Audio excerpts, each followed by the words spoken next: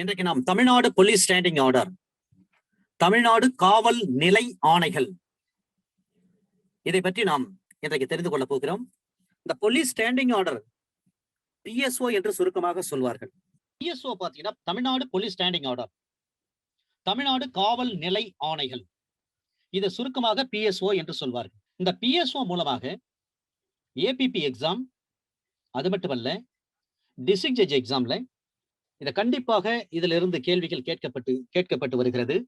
இந்த Tamil Nadu police standing ஆர்டரை பொறுத்தவரை இந்த PSO is having 3 volumes, contains 3 volumes. 3 volume இருக்கிறது. வால்யூம் 1ல 856 ஆர்டர்ஸ் இருக்கு.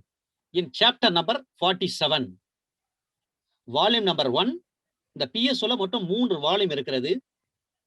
Volume number 1, volume number 2, volume number 3. Volume number 1ல பாத்தீங்கன்னா 856 நிலை ஆணைகள் இருக்கிறது. இது 47வது சாப்டர் தான் இதை பற்றி சொல்லப்பட்டிருக்கிறது. 856 orders are there in Tamil Nadu police standing order. Volume number 2. Volume number 2ல வந்து appendix, social and local laws of Tamil Nadu state.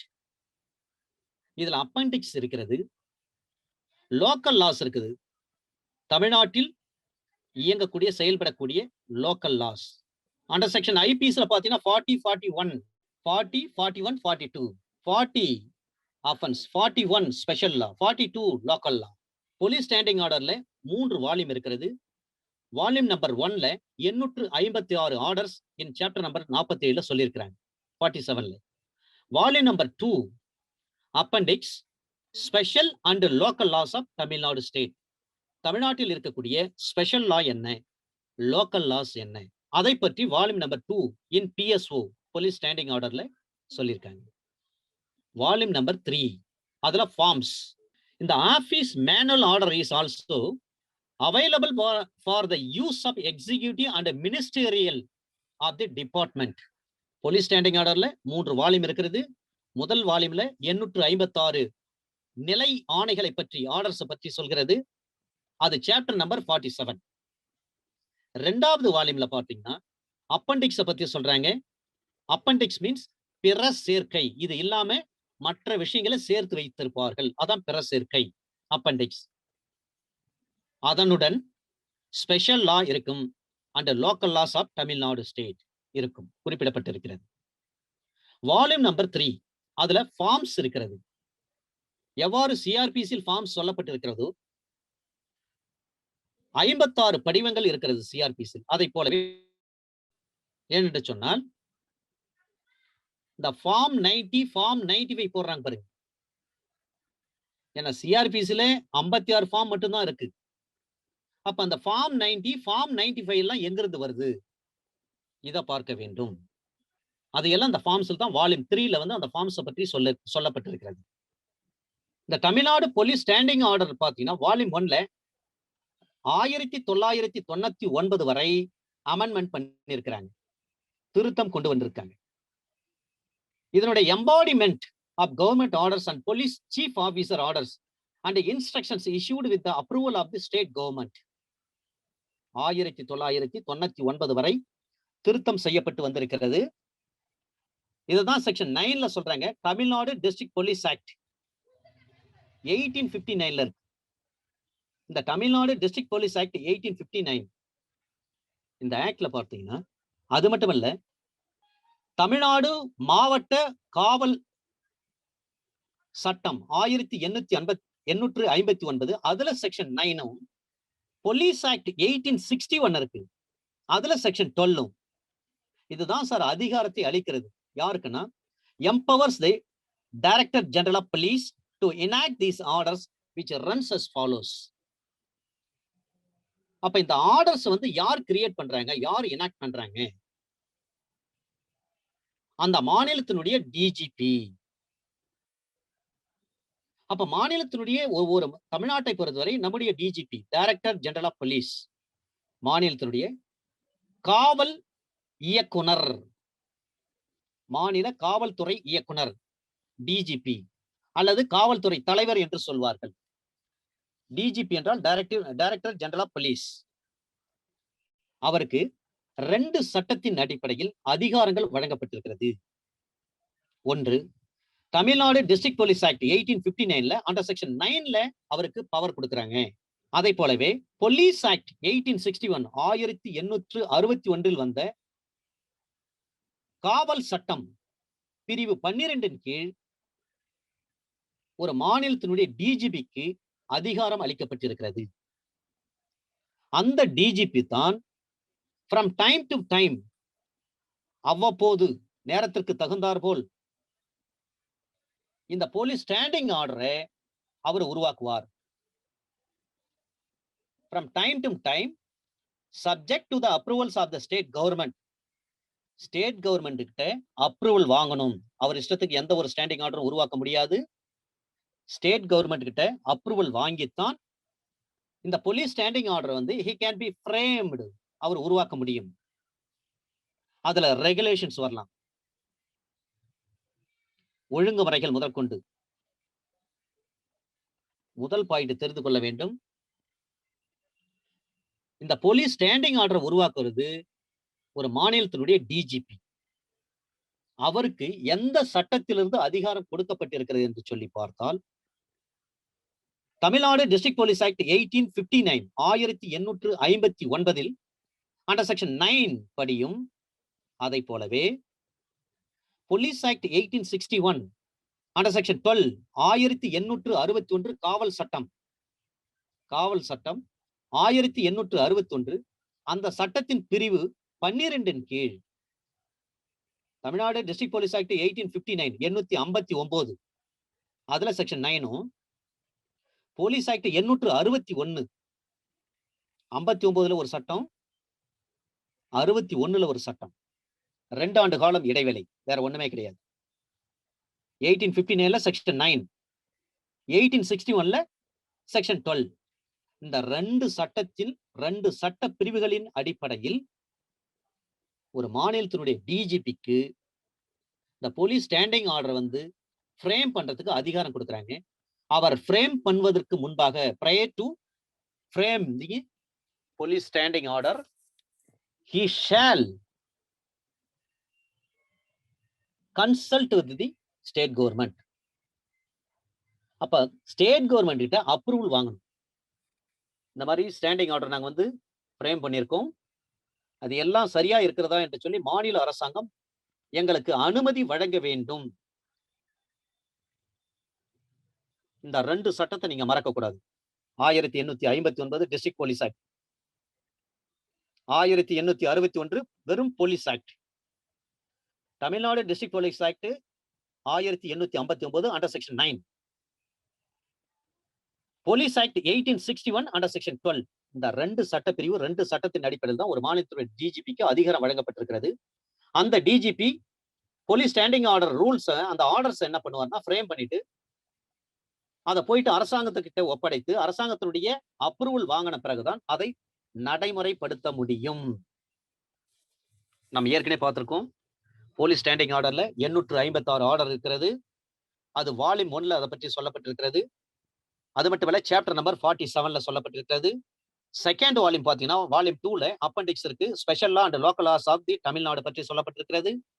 Third வால்யூம்ல forms பற்றி சொல்லியிருக்கிறாங்க. இந்த ரூல், இந்த ஆர்டர்ஸ் வந்து நிலை ஆணைகளை, போலீஸ் ஸ்டாண்டிங் ஆர்டர், இந்த காவல் நிலை ஆணைகளை உருவாக்குவது அந்த மாநிலத்தினுடைய டிஜிபி. அவருக்கு வந்து அதை உருவாக்குவதற்கு அதிகாரம் கொடுக்கப்பட்டிருக்கிற சட்டம் தான் 1859 Tamil Nadu district police act under section 9. அதை போலவே 1861 போலீஸ் ஆக்ட் அண்டர் செக்ஷன் 12 படி அவருக்கு அதிகாரம் வழங்கப்பட்டிருக்கிறது. அந்த அதிகாரத்தின் அடிப்படையில் தான் அவர் போலீஸ் ஸ்டாண்டிங் ஆர்டரை ஃப்ரேம் பண்றார். இது ஜெனரலா நீங்கள் தெரிந்து கொள்ள வேண்டிய ஒரு விஷயம். இந்த 856 ஆர்டர்களையும் நாம் சாப்டர் நம்பர் 47ல படிக்க போறோம். ஆனா இவ்வளவு ஆர்டர் வந்து நமக்கு எக்ஸாம் பாயிண்ட் ஆஃப் வியூக்கு தேவை கிடையாது. இதில் செலக்டிவான ஆர்டர்ஸ் மட்டும் நாம் படித்தால் போதும். Now we are going to see one by one. இதுல ஒரு கேள்வி, ஜெனரல் கொஸ்டின். இந்த போலீஸ் ஸ்டாண்டிங் ஆர்டர்ஸ் என்னவென்று அழைப்பது? சிஆர்பிசியை என்னவென்று அழைப்பது. ஏனென்று சொன்னால் ரெண்டுமே இந்த ஸ்டாண்டிங் ஆர்டர் பிஎஸ்ஓல சொல்லப்பட்டிருக்கின்ற விஷயங்களை நாம் நீதிமன்றத்திலும் பயன்படுத்தி வருகிறோம். எனவே குற்றவியல் நடைமுறை சட்டம் 1973 எவ்வாறு அழைக்க வேண்டும்? அதை போலவே தமிழ்நாடு போலீஸ் ஸ்டாண்டிங் ஆர்டர் இந்த டிஎன்பிஎஸ்ஓவை எவ்வாறு அழைக்க வேண்டும்? இது ஒரு இன்டர்வியூ கொஸ்டின் சார். மிக முக்கியமான ஒரு question. Criminal procedure code of criminal procedure 1973 we can call it as supreme legislation. அப்ப போலீஸ் ஸ்டாண்டிங் ஆர்டர் என்ன சார் சொல்றதுங்க? Police standing order subordinate legislation. மிக முக்கியமான ஒரு கொஸ்டின் சார் இது. சுப்ரீம் லெஜிஸ்லேஷன் என்று சொன்னால் அது criminal procedure code. Subordinate legislation என்று சொன்னால் police standing order. Tamil Nadu police standing order. இதை மறக்க கூடாது. இந்த ஆர்டர்ல மிக முக்கியமான ஆர்டர்ஸ் மட்டும் பார்த்தால் போதும். 856 ஆர்டரையும் நாம பார்க்க வேண்டிய அவசியம் கிடையாது. இந்த 856 ஆர்டர்களை பற்றி சாப்டர் நம்பர் 47 வால்யூம் 1 சொல்லப்பட்டிருக்கிறது. Order number 551. Order number 551 551. இந்த 551 registry FIR book. Registry FIR book ஒரு முதல் தகவல் அறிக்கையை பதிவு செய்வதை பற்றி police standing order order number 551 சொல்லப்பட்டிருக்கிறது. இப்ப 551 ஆர்டர் பிஎஸ்ஓ நம்பர் 551 நம்ம படிக்கிறோம்னு சொன்னா சிஆர்பிசி என்று சொல்லக்கூடிய அதுதான் சுப்ரீம் லெஜிஸ்லேஷன். அந்த சுப்ரீம் லெஜிஸ்லேஷன் அண்டர் செக்ஷன் 154 சிஆர்பிசியை நாம் பார்க்க வேண்டும். அதோடு மட்டுமின்றி அண்டர் செக்ஷன் 156 சப்செக்ஷன் 3யும் நாம் பார்க்க வேண்டும். பிஎஸ்ஓல ஆர்டர் நம்பர் 551 பார்க்கறேன்னு சொன்னா அதுதான் எஃப்ஐஆர் புக்கை பற்றி சொல்றாங்க. இதை பார்க்கின்ற பொழுது இதனுடன் இணைத்து அண்டர் செக்ஷன் 154 ஆஃப் சிஆர்பிசி நாம் பார்க்க வேண்டும். அது மட்டுமின்றி அல்லது under section 156 clause 3 of CrPC நாம் பார்க்க வேண்டும். 154 சிஆர்பிசி என்று சொன்னால் முதல் தகவல் அறிக்கை, first information report. Under section 156 subsection 3 of CrPC பார்த்தோம் என்று சொன்னால் இந்த 156 கிளாஸ் 3 சிஆர்பிசி நீங்க பாக்குறீங்கன்னு சொன்னா ஒரு judicial magistrate he can be acted as a postman. ஏனென்று சொன்னால் நாம் ஜுடிஷியல் மேஜிஸ்ட்ரேட் கோர்ட்ல ஒரு பெட்டிஷன் போடுறோம் to direct the respondent police to register the FIR. அதான் அதனுடைய அர்த்தம். பிரேயர் என்ன கேட்போம் நம்ம ஜுடிஷியல் மேஜிஸ்ட்ரேட் கிட்ட? To direct the respondent police to file FIR against this accuse. அவ்வளவுதான். காவல் நிலையத்துக்கு சென்று ரிப்போர்ட் கொடுக்கிறோம். அந்த ரிப்போர்ட்டை பெற்றுக்கொண்ட காவல் அலுவலர்கள் முதல் தகவல் அறிக்கையை பதிவு செய்ய மறுத்து விடுகிறார்கள். பிறகு நாம் அந்த மாவட்டத்தினுடைய எஸ்பி சூப்பரிண்டென்டென்ட் ஆஃப் போலீஸ் அவருக்கு பதிவு தபாலில் RPAD cover registered post with acknowledgement due பதிவு தபாலில் நாம் அந்த புகாரை அனுப்ப வேண்டும். இப்ப அக்னாலஜ்மெண்ட் கார்டு வந்துட்டா சில நேரங்கள்ல அக்னாலஜ்மெண்ட் கார்டு வராது சார். போஸ்ட் ஆஃபீஸ் சர்வீஸ் பண்றப்ப ஏதோ மிஸ் ஆயிட்டு இருக்கும். அப்ப என்ன செய்யலாம்? நம்ம ரெஜிஸ்டர் போஸ்ட் பண்றப்ப ஒரு ரெசிப்ட் ஒன்று கொடுப்பாங்க பாருங்க. அந்த ரெசிப்டை அப்படியே கொண்டு போயிட்டு ஏதாவது ஒரு நெட் சென்டர்ல கொடுத்தா இந்த தேதி இந்த மாசம் இந்த வருஷம் இத்தனை மணிக்கு நான் ரெஜிஸ்டர் போஸ்ட் பண்ண எஸ்பிக்கு, ஆனா அக்னாலஜ்மெண்ட் வரல, எனவே இதனுடைய பர்டிகுலர்ஸ் கரெக்டா ரீச் ஆயிடுதா இல்லையா, ரிசீவ் பண்ணிட்டாங்களா இல்லையா, இதை தெரிந்து கொள்ள வேண்டும் என்று சொல்லி ஒரு நெட் சென்டருக்கு போனா அங்க நெட்ல எல்லாவற்றையும் கண்டுபிடிச்சு கொடுத்துருவாங்க. அதை கொண்டு இணைத்து நாம ஒரு பெட்டிஷன் போடணும். ஏங்க அது கூட அந்த பெட்டிஷன் கூட போடுறப்ப 200 சிஆர்பிசி சேர்க்கணும்னா சேர்க்க வேண்டிய அவசியமே கிடையாது. ஆனாலும் சேர்ப்பது நன்று, ரொம்ப நல்லது. பெட்டிஷன் போடுறப்ப The petition is filed by the counsel for petitioner under section 156 class 3 of CRPC read with 200 CRPC. read with போடாதீங்க, அண்டுனே போடுங்க. under 200 CRPC அப்படின்னு காஸ்ட் டைட்டில் போட்டுருங்க. ஏன்னா ஒரே நேரத்துல ரெண்டு விஷயங்களை செய்யலாம். ஒன்னு, ரெஸ்பாண்டன்ட் போலீஸ்க்கு டைரக்ஷன் கொடுப்பாங்க எஃப்ஐஆர் போட சொல்லி. அப்படி இல்லைங்களா, நேரடியா 200ல நீங்களே எடுத்துருங்க கேஸ் அப்படின்னு சொல்லலாம். அதனால நீங்க பெட்டிஷன் வந்து ஜுடிஷியல் மேஜிஸ்ட்ரேட் கோர்ட்ல நீங்க பெட்டிஷன் ஃபைல் பண்றப்பவே the petition is filed by the counsel for petitioner under section 156 subsection 3 of CRPC and 200 CRPC. இதான் டைட்டில், காஸ்ட் டைட்டில். ஏன்னா ஒரே நேரத்தில் ரெண்டு வேலை செய்ய முடியும். நீங்க வெறும் 156 சப்செக்ஷன் 3ல மட்டும் நீங்க பெட்டிஷன் போட்டீங்கன்னா அந்த ஜுடிஷியல் மேஜிஸ்ட்ரேட் நீதிபதி அவங்க குற்றவியல் நீதித்துறை நடுவர் அவர்கள் அந்த பெட்டிஷனை அப்படியே ஃபார்வர்ட் பண்ணிடுவார். எந்த போலீஸோ அந்த போலீஸுக்கு ஃபார்வர்ட் பண்ணி எஃப்ஐஆர் ஃபைல் பண்ணுங்க அப்படின்னு சொல்றாரு. நீங்க 200யும் சேர்த்து போட்டுட்டீங்கன்னா ஒரே நேரத்தில் நம்மளுக்கு எல்லா வேலையும் மிச்சமாகும். ஒன்னு டைரக்ஷன் கேட்கலாம், டைரக்ஷன் முடியலையா, இல்ல நேரடியா 200ல நம்ம என்ன பண்ணலாம், விட்னஸ் ஏத்தி கோர்ட்ல நேரடியா நம்ம கேஸ் நடத்தும். Right. Order number 551 551 PSO number. இந்த 550 தான் சார் சொல்றாங்க registry FIR book.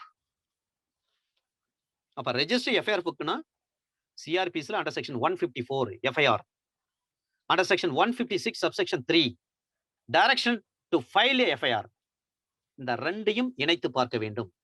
Order number 551 கீழ் 154 சிஆர்பிசியும் அதை போலவே 156 சப்செக்ஷன் 3 சிஆர்பிசியும் இணைத்து பார்க்க வேண்டும். Order number 552. இந்த 552ல ட்ரிப்ளிகேட் இருக்கணும், அதாவது 3 காப்பீஸ் இருக்கணும். ஒரு எஃப்ஐஆர் ஃபைல் பண்றாங்கன்னு சொன்னா எஃப்ஐஆர் புக் பண்ணிட்டாங்க, 3 காப்பி இருக்கணும். ஒரு காப்பி போலீஸ் ஸ்டேஷன் ஒரிஜினல் கோர்ட்டுக்கு போயிடும், ஒரு காப்பி போலீஸ் ஸ்டேஷன்ல இருக்கும், இன்னொரு காப்பி எஸ்பிக்கு போயிடும். ஒரு எஃப்ஐஆர் போடுறாங்கன்னு சொன்னா அந்த எஃப்ஐஆர் வந்து ஒரிஜினல் கோர்ட்டுக்கு போயிடும், ஒரு காப்பி போலீஸ் ஸ்டேஷன்ல இருக்கும், இன்னொரு காப்பி எஸ்பிக்கு போயிடும். இதான் ஆர்டர் நம்பர் 552. சரிங்க, நம்ம எழுத்துப்பூர்வமா ஒரு வெள்ளை பேப்பர்ல எழுதி ஒரு ரிப்போர்ட் போலீஸ் ஸ்டேஷன்ல கொடுக்குறோம். போலீஸ் ஸ்டேஷன்ல கொடுத்த பிறகு போலீஸ் ஆபீசர் என்ன செய்வாங்கன்னா அதை டிடிபி பண்றாங்க. இப்போ கணிப்பொறியில தட்டச்சு பண்றாங்க. கணிப்பொறியில தட்டச்சு பண்ணப்பட்ட பிறகு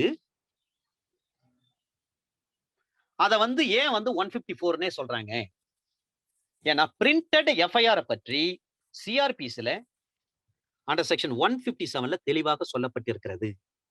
பிரிண்டிங் எஃப்ஐஆர் அண்டர் செக்ஷன் 157. அப்படி பிரிண்ட் பண்ணப்பட்ட எஃப்ஐஆருக்கு ஏன் சார் 154 போட்டுட்டு இருக்காங்க? அப்ப மாநில டிஜிபிக்கு நாம ஒரு கடிதம் எழுதலாம் இல்லையா? ஒரு காலகட்டத்துல நம்ம கொடுக்குற ரிப்போர்ட்டை அப்படியே எஃப்ஐஆர் புக்ல என்ன பண்ணுவாங்க, எஃப்ஐஆர்ல கையால எழுதுவாங்க போலீஸ் ஆபீசர். ஆனா இப்போ சிசிடிஎன்எஸ் வந்து விட்டது. தமிழ்நாட்டுல எந்த ஒரு மூல முடுக்குல இருக்கிற காவல் நிலையத்தில் எந்த ஒரு முதல் தகவல் அறிக்கை பதிவு செய்தாலும் அத கண்ட்ரோல் ரூமுக்கு தெரிவிப்பாங்க, டிஎஸ்ஆர் வாசிப்பாங்க, சிசிடிஎன்எஸ்ல அது பதிவு செய்யப்படுகிறது. Right. Under order 552 triplicate 3 copies இருக்கணும் சார். ஸ்டேஷன்ல இருக்கணும் ஒரு காப்பி எஸ்பிக்கு போயிடும், ஒரிஜினல் வந்து கன்சர்ன் ஜுடிஷியல் மேஜிஸ்ட்ரேட் கோர்ட்டு போயிடும். இந்த காப்பி என்று சொன்னாலே யார் காவல் நிலையம் சென்று ரிப்போர்ட்டை தருகிறார்களோ அந்த நபருக்கு ஒரு காப்பி ஃப்ரீ ஆஃப் காஸ்ட்ல கொடுக்கணும். கட்டணமின்றி புகார் கிடையாது, ரிப்போர்ட் அறிக்கை கொடுக்கிறார். புகார் என்று சொன்னால் அண்டர் செக்ஷன் 2D சிஆர்பிசில நீதிமன்றத்துக்கு முன்பாக கொடுப்பதுதான், கோர்ட்ல கொடுப்பதுதான் புகார், complaint.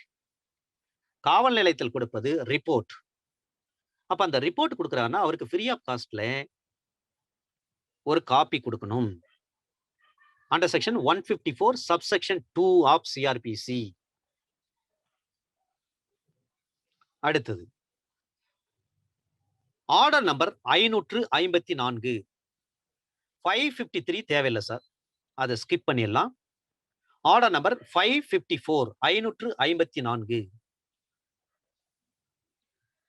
FIR is to be preferred after receiving information. தகவல் பெறப்பட்டவுடன் முதல் தகவல் அறிக்கையை பதிவு செய்ய வேண்டும். சே ஃபார் எக்ஸாம்பிள், ஏ என்ற நபர் பியை அடித்து விட்டார். அடிபட்ட நபர் விக்டிம் என்ன பண்றாரு, கவர்மெண்ட் ஜிஹெச்ல போய் அட்மிட் ஆயிட்டார். ஒவ்வொரு கவர்மெண்ட் ஜிஹெச்லயும் ஒரு அவுட் போஸ்ட் போலீஸ் இருப்பாங்க. அந்த போலீஸ் என்ன பண்ணுவாங்கன்னா, என்னென்ன வகையான கேஸ்கள் அட்மிட் ஆகிறது அதை பார்ப்பார்கள். அதை பற்றிய தகவலை உடனடியாக காவல் நிலையத்துக்கு தகவல் தெரிவிப்பார்கள். அந்த தகவலின் அடிப்படையில் காவல்துறையினர் வழக்கை பதிவு செய்ய வேண்டும். இது ஒரு விஷயம். இரண்டாவது ஒரு விஷயம், சில பேர் வீட்டுல பெரிய பிரச்சனை சிக்கிட்டு இருப்பாங்க, பெரிய அடிதடி நடந்துட்டு இருக்கும், வீட்டை விட்டு வெளியே வர முடியாது. அந்த நபர் என்ன செய்வார்னா, போன் மூலமாக முழு தகவலையும் ஃபுல் டீடைல்டா சொன்னாதான் எஃப்ஐஆர் போட முடியும். போன்ல சொல்றீங்கன்னா 100க்கு நீங்க போன் போடுறீங்க, அவசரம் பிரச்சனை, 2 வரி செய்திகளா சொன்னா போலீஸ் அதை வச்சு எஃப்ஐஆர் போட மாட்டாங்க. இப்ப போலீஸ் ஆபீசர் எப்பொழுது முதல் தகவல் அறிக்கை பதிவு செய்வார்கள் என்று சொல்லி பார்த்தால், போன் மூலமாக சொல்லப்படுகின்ற அந்த தகவல் முழுமையாக சொல்ல வேண்டும். அதன் பிறகுதான் எஃப்ஐஆர் ஃபைல் பண்ண முடியும். ஐபிஎஸ்ல இதுக்கு நிறைய கேஸ்லஸ் இருக்கு. அண்டர் ஆர்டர் 554, ஆஃப்டர் ரெஜிஸ்டர்ட் த எஃப்ஐஆர் என்ன செய்வாங்கன்னா, investigation will be started. Investigation ஆரம்பிச்சிடலாம். எஃப்ஐஆர் ஃபைல் பண்ணிட்ட உடனே இன்வெஸ்டிகேஷன் ஸ்டார்ட் பண்ணிடலாம். ஆனால் எஃப்ஐஆர் பதிவு செய்யாமல் விசாரணை செய்ய முடியுமா? ஒரு கேள்வி. எஃப்ஐஆர் ஃபைல் பண்ணிட்ட பிறகுதான் இன்வெஸ்டிகேஷன் ஸ்டார்ட் பண்றாங்க. ஆனா எஃப்ஐஆர் பதிவு செய்யாமலே விசாரணை செய்ய முடியுமா? இது ஒரு கேள்வி. சில எக்ஸப்ஷனல் கேசஸ்ல எஃப்ஐஆரே பதிவு பண்ணல, ஆனாலும் விசாரணை செய்யலாம். அது விதிவிலக்கான சூழ்நிலைகளில், விதிவிலக்கான வழக்குகளில் அண்டர் ஆர்டர் 554 படி exceptional case is there. If there is any exceptional case, the investigation officer going to be investigated the matter without filing the FIR. Order number 554. Order number 555. இது மிக முக்கியமான ஒரு விஷயம் சார். ஆர்டர் நம்பர் 555 மிக மிக முக்கியமான ஒரு விஷயம். ஏனென்று சொன்னால், எக்ஸ்பிரஸ் எஃப்ஐஆர். இந்த எக்ஸ்பிரஸ் எஃப்ஐஆர்னா என்ன? விரைவாக கேஸ் போட்ட உடனே என்ன பண்ண எஃப்ஐஆர் போயிடும். ஒரு SC/ST கேஸ் இருக்கிறது, ஒரு போக்சோ கேஸ் இருக்கிறது, போக்சோ ஆக்ட் படி, ஒரு SC/ST ஆக்ட் படி கேஸ் இருக்கிறது, ஒரு ரேப் ரிலேட்டட் கேசஸ் இருக்கிறது. இது போன்ற விஷயங்களில் எக்ஸ்பிரஸ் எஃப்ஐஆர் பதிவு செய்வார்கள். Order number 555, 555. Quickestly the FIR shall be sent to the court. ஒரு மர்டர் கேஸா இருக்கலாம், அல்லது கல்பபிள் ஹோமிசைடா இருக்கலாம், அல்லது டக்காய்டியா இருக்கலாம், அல்லது தெப்டா இருக்கலாம், சீரியஸ் ரயட்டிங்கா இருக்கலாம், கிட்னாப்பிங் இருக்கலாம், பிசிஆர் ஆக்ட் அதுல அண்டர் செக்ஷன் 3 இருக்கலாம், ஸ்பெஷலி கிரேவ் அண்ட் நேச்சர் இது போன்ற வழக்குகளா இருக்கலாம், ஸ்பெஷல் கிரேவ் ஐடல் தெப்ட் சிலை திருட்டு வழக்கு இது போன்ற குற்றங்களாக இருக்கலாம். இது மாதிரி சீரியஸ் அஃபென்ஸ் உள்ள எல்லாவற்றுக்கும் எக்ஸ்பிரஸ் எஃப்ஐஆர் போடுவாங்க. இந்த எக்ஸ்பிரஸ் எஃப்ஐஆர் குயிக்கா போயிடும் சார் கோர்ட்டுக்கு. இது வந்து mandatory provision. Shall be sent to the court. FIR file பண்ண உடனே, அது மர்டர் கேஸா இருக்கலாம், கல்பபிள் ஹோமிசைடா இருக்கலாம், டெக்காய்டா இருக்கலாம், ராபரியா இருக்கலாம், ஹவுஸ் பிரேக்கிங் இருக்கலாம், தெஃப்ட் இருக்கலாம், அல்லது சிலை கடத்தல் இருக்கலாம், கிட்னாப்பிங் இருக்கலாம், இல்ல ரைட்டிங், சீரியஸான ரைட்டிங் இருக்கலாம். இப்போ தூத்துக்குடி சம்பவம் நடந்தது. அதுக்கெல்லாம் எஃப்ஐஆர் வந்து எக்ஸ்பிரஸ் எஃப்ஐஆர். அஃபென்ஸினுடைய நேச்சர் பார்த்தீங்கன்னா கிரேவா இருக்கும். இது போன்ற காரியங்களுக்கு எக்ஸ்பிரஸ் எஃப்ஐஆர் ஃபைல் பண்ணுவாங்க. Under order 555 police standing order 555 படி express FIR can be filed. Order number 559 559 registry of cases when station limit is doubtful. இது ரொம்ப முக்கியமான ஒரு விஷயம் சார். இது ஒரு சம்பவம் நடந்திருக்கும், ஒரு ஆக்சிடென்ட் நடந்திருக்கும். Mid point of the bridge, over bridge mid பாயிண்ட்ல நடந்திருக்கும். பிரிட்ஜில் வந்து பாதி தூரம் வந்து இந்த போலீஸ் ஸ்டேஷன் லிமிடேஷன்ல வரும், அடுத்த பாதி தூரம் அந்தாண்ட இருக்கிற போலீஸ் ஸ்டேஷன் லிமிடேஷன் வரும். அல்லது ஒரு ஒரு எக்ஸாம்பிள் வந்து ஆக்சிடென்ட் கேஸ் சொல்றேன், எந்த கேஸ் வேணாலும் இருக்கலாம். அப்ப எந்த போலீஸ் வந்து வழக்கு பதிவு செய்வது, இதில் ஒரு குழப்பம் ஏற்படும். ஏன்னா ஸ்டேஷனுடைய லிமிட்டே வந்து டவுட்ஃபுல்லா இருக்கு. ஒவ்வொரு போலீஸ் ஸ்டேஷனுக்கும் ஒரு ஜூரிஸ்டிக்ஷன் இருக்கு. இந்த லிமிட்டுக்குள்ள எந்த அஃபென்ஸ் நடந்தாலும் அந்த போலீஸ் ஸ்டேஷன் தான் எஃப்ஐஆர் போடுவாங்க, விசாரிப்பாங்கன்னு சொல்லி ஒரு லிமிட் குறிப்பிடப்பட்டிருக்கிறது. சில நேரங்கள்ல பாத்தீங்கன்னா லிமிட் வந்து மாறும். எளிமையான எடுத்துக்காட்டு சொல்றேன் சார். கடலூர் டு பாண்டிச்சேரி, பாண்டிச்சேரிக்குள்ள சில பகுதிகள் தமிழ்நாட்டில் அடங்கும், குறிப்பா கடலூர் மாவட்டத்துக்கு வருது. அதை போலவே பாண்டிச்சேரிக்குள்ள இருக்கக்கூடிய, புதுச்சேரிக்குள்ள இருக்கக்கூடிய சில பகுதிகள் விழுப்புரம் மாவட்டத்திற்கு வருகிறது. இந்த நேரத்துல ஒரு மாநில அரசுக்கும் புதுச்சேரி அரசுக்கும், யூனியன் டெரிட்டரி, இந்த ரெண்டுக்குமே என்ன பண்ணும், ஒரு கன்ஃபியூஸ் ஏற்படும். சார் எங்க லிமிட்டா உங்க லிமிட்டா, எந்த லிமிட்ல இந்த ஆக்சிடென்ட் நடந்திருக்கு, எங்க லிமிட்ல இந்த தெஃப்ட் நடந்திருக்கா அல்லது உங்க லிமிட்ல நடந்திருக்கா, இப்படி ஒரு கன்ஃபியூஸ் வரும். இது ரெண்டு மாநிலத்துக்குள்ள ஏற்படக்கூடிய கன்ஃபியூஸ். அதை போலவே ரெண்டு மாவட்டத்துக்குள்ள ஏற்படும் ஒரு கன்ஃபியூஸ், மாவட்ட எல்லைக்குள்ள. அல்லது ரெண்டு காவல் நிலையத்துக்கு, ஒரே மாவட்டத்தில் இருப்பாங்க, ஒரே டிவிஷன்ல இருப்பாங்க, ரெண்டு போலீஸ் ஸ்டேஷனுக்குள்ள சில கன்ஃபியூஸ் ஏற்படும். எந்த லிமிட்ல வருதுன்னு தெரியல இந்த ஏரியா அப்படின்ற மாதிரி ஆயிடும். இது போன்ற சூழ்நிலை அப்ப கேஸ் என்ன செய்ய வேண்டும்? Case is to be registered and investigated. Case முதல்ல பதிவு பண்ணிடணும். பதிவு பண்ணிட்டு இன்வெஸ்டிகேட் பண்ணி ஆகணும். இன்வெஸ்டிகேட் பண்ணி முடிச்சிட்ட பிறகு ஜூரிஸ்டிக்ஷன் எந்த போலீஸ் ஸ்டேஷன் வருதோ அந்த போலீஸ் ஸ்டேஷனுக்கு அந்த வழக்கை அப்படியே டிரான்ஸ்ஃபர் பண்ணும் சார். ஆனா இது நடைமுறையில் சில போலீஸ் ஆஃபீஸர் என்ன பண்ணுவாங்கன்னா, சார் எந்த லிமிட் வருதோ அங்க போய் கொடுங்க சார், நாங்க எதுக்கு சார் இதெல்லாம் பண்ண முடியாது சார், இது எங்க லிமிட் கிடையாது சார், நீங்க அந்த போலீஸ் ஸ்டேஷன் போய் கம்ப்ளைண்ட் கொடுங்க சார், ஏன் சார் எங்க ஸ்டேஷன் வந்து நீங்க தொல்லை பண்றீங்க சார் அப்படின்னு கேட்பாங்க. அப்ப நம்ம போலீஸ் ஆஃபீஸர் கிட்ட கொஞ்சம் பொறுமையா எடுத்து சொல்லணும். சார் நீங்க சொல்றது கரெக்டுங்க, ஏன்னா எங்களுக்கே டவுட்டா தான் இருக்குது, இருந்தாலும் நீங்க முதல் தகவல் அறிக்கை பதிவு செய்யலாம், பதிவு செய்து விசாரணை நடத்தலாம். விசாரணை நடத்தின பிறகு இது எந்த லிமிட்டுக்கு வருதோ அந்த லிமிட் போலீஸ் ஸ்டேஷனுக்கு நீங்க இந்த அப்படியே இந்த கேஸ் பண்டல நீங்க அனுப்பி வச்சிடலாம் சார், டிரான்ஸ்ஃபர் பண்ணிடலாம் சார் அப்படின்னு சொல்லுவோம்.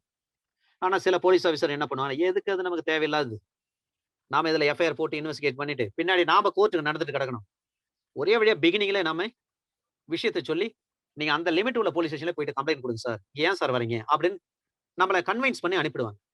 இருந்தாலும் சில சூழ்நிலை லிமிட் வந்து டவுட்ஃபுல்லா இருக்கும் பட்சத்துல இது அந்த போலீஸ் ஸ்டேஷன் லிமிட்ல வருதா அல்லது இந்த போலீஸ் ஸ்டேஷன் லிமிட்ல வருதான்னு டவுட்டா இருக்கிற பட்சத்தில் நாம போலீஸ் கிட்ட உட்கார்ந்து, போலீஸ் ஆபீசர் கிட்ட, இன்ஸ்பெக்டர் கிட்ட, இல்ல டிஎஸ்பி கிட்ட, எஸ்ஐ கிட்ட அல்லது எஸ்எஸ்ஐ கிட்ட தெளிவா போலீஸ் ஸ்டாண்டிங் ஆர்டர் நம்பர் 559 தெளிவா சொல்லியிருக்கு சார், நீங்க எஃப்ஐஆர் போடலாம் சார், எஃப்ஐஆர் போட்டு நீங்க ரெஜிஸ்டர் இந்த கேஸ் வந்து நீங்க இன்வெஸ்டிகேட் பண்ணிட்ட பிறகு நீங்க இந்த கேஸ் வந்து எந்த லிமிட் போலீஸோ அந்த லிமிட் போலீஸ்க்கு நீங்க டிரான்ஸ்ஃபர் பண்ணலாம் சார், போலீஸ் ஸ்டாண்டிங் ஆர்டர்ல இதுக்கு அனுமதி இருக்கு சார் அப்படின்னு சொல்லிட்டு நாம என்ன பண்ணும், பொறுமையா எடுத்து சொல்லணும்.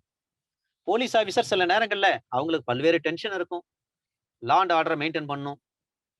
ரெண்டாவது அதிகமா பாவம் அவங்களுக்கு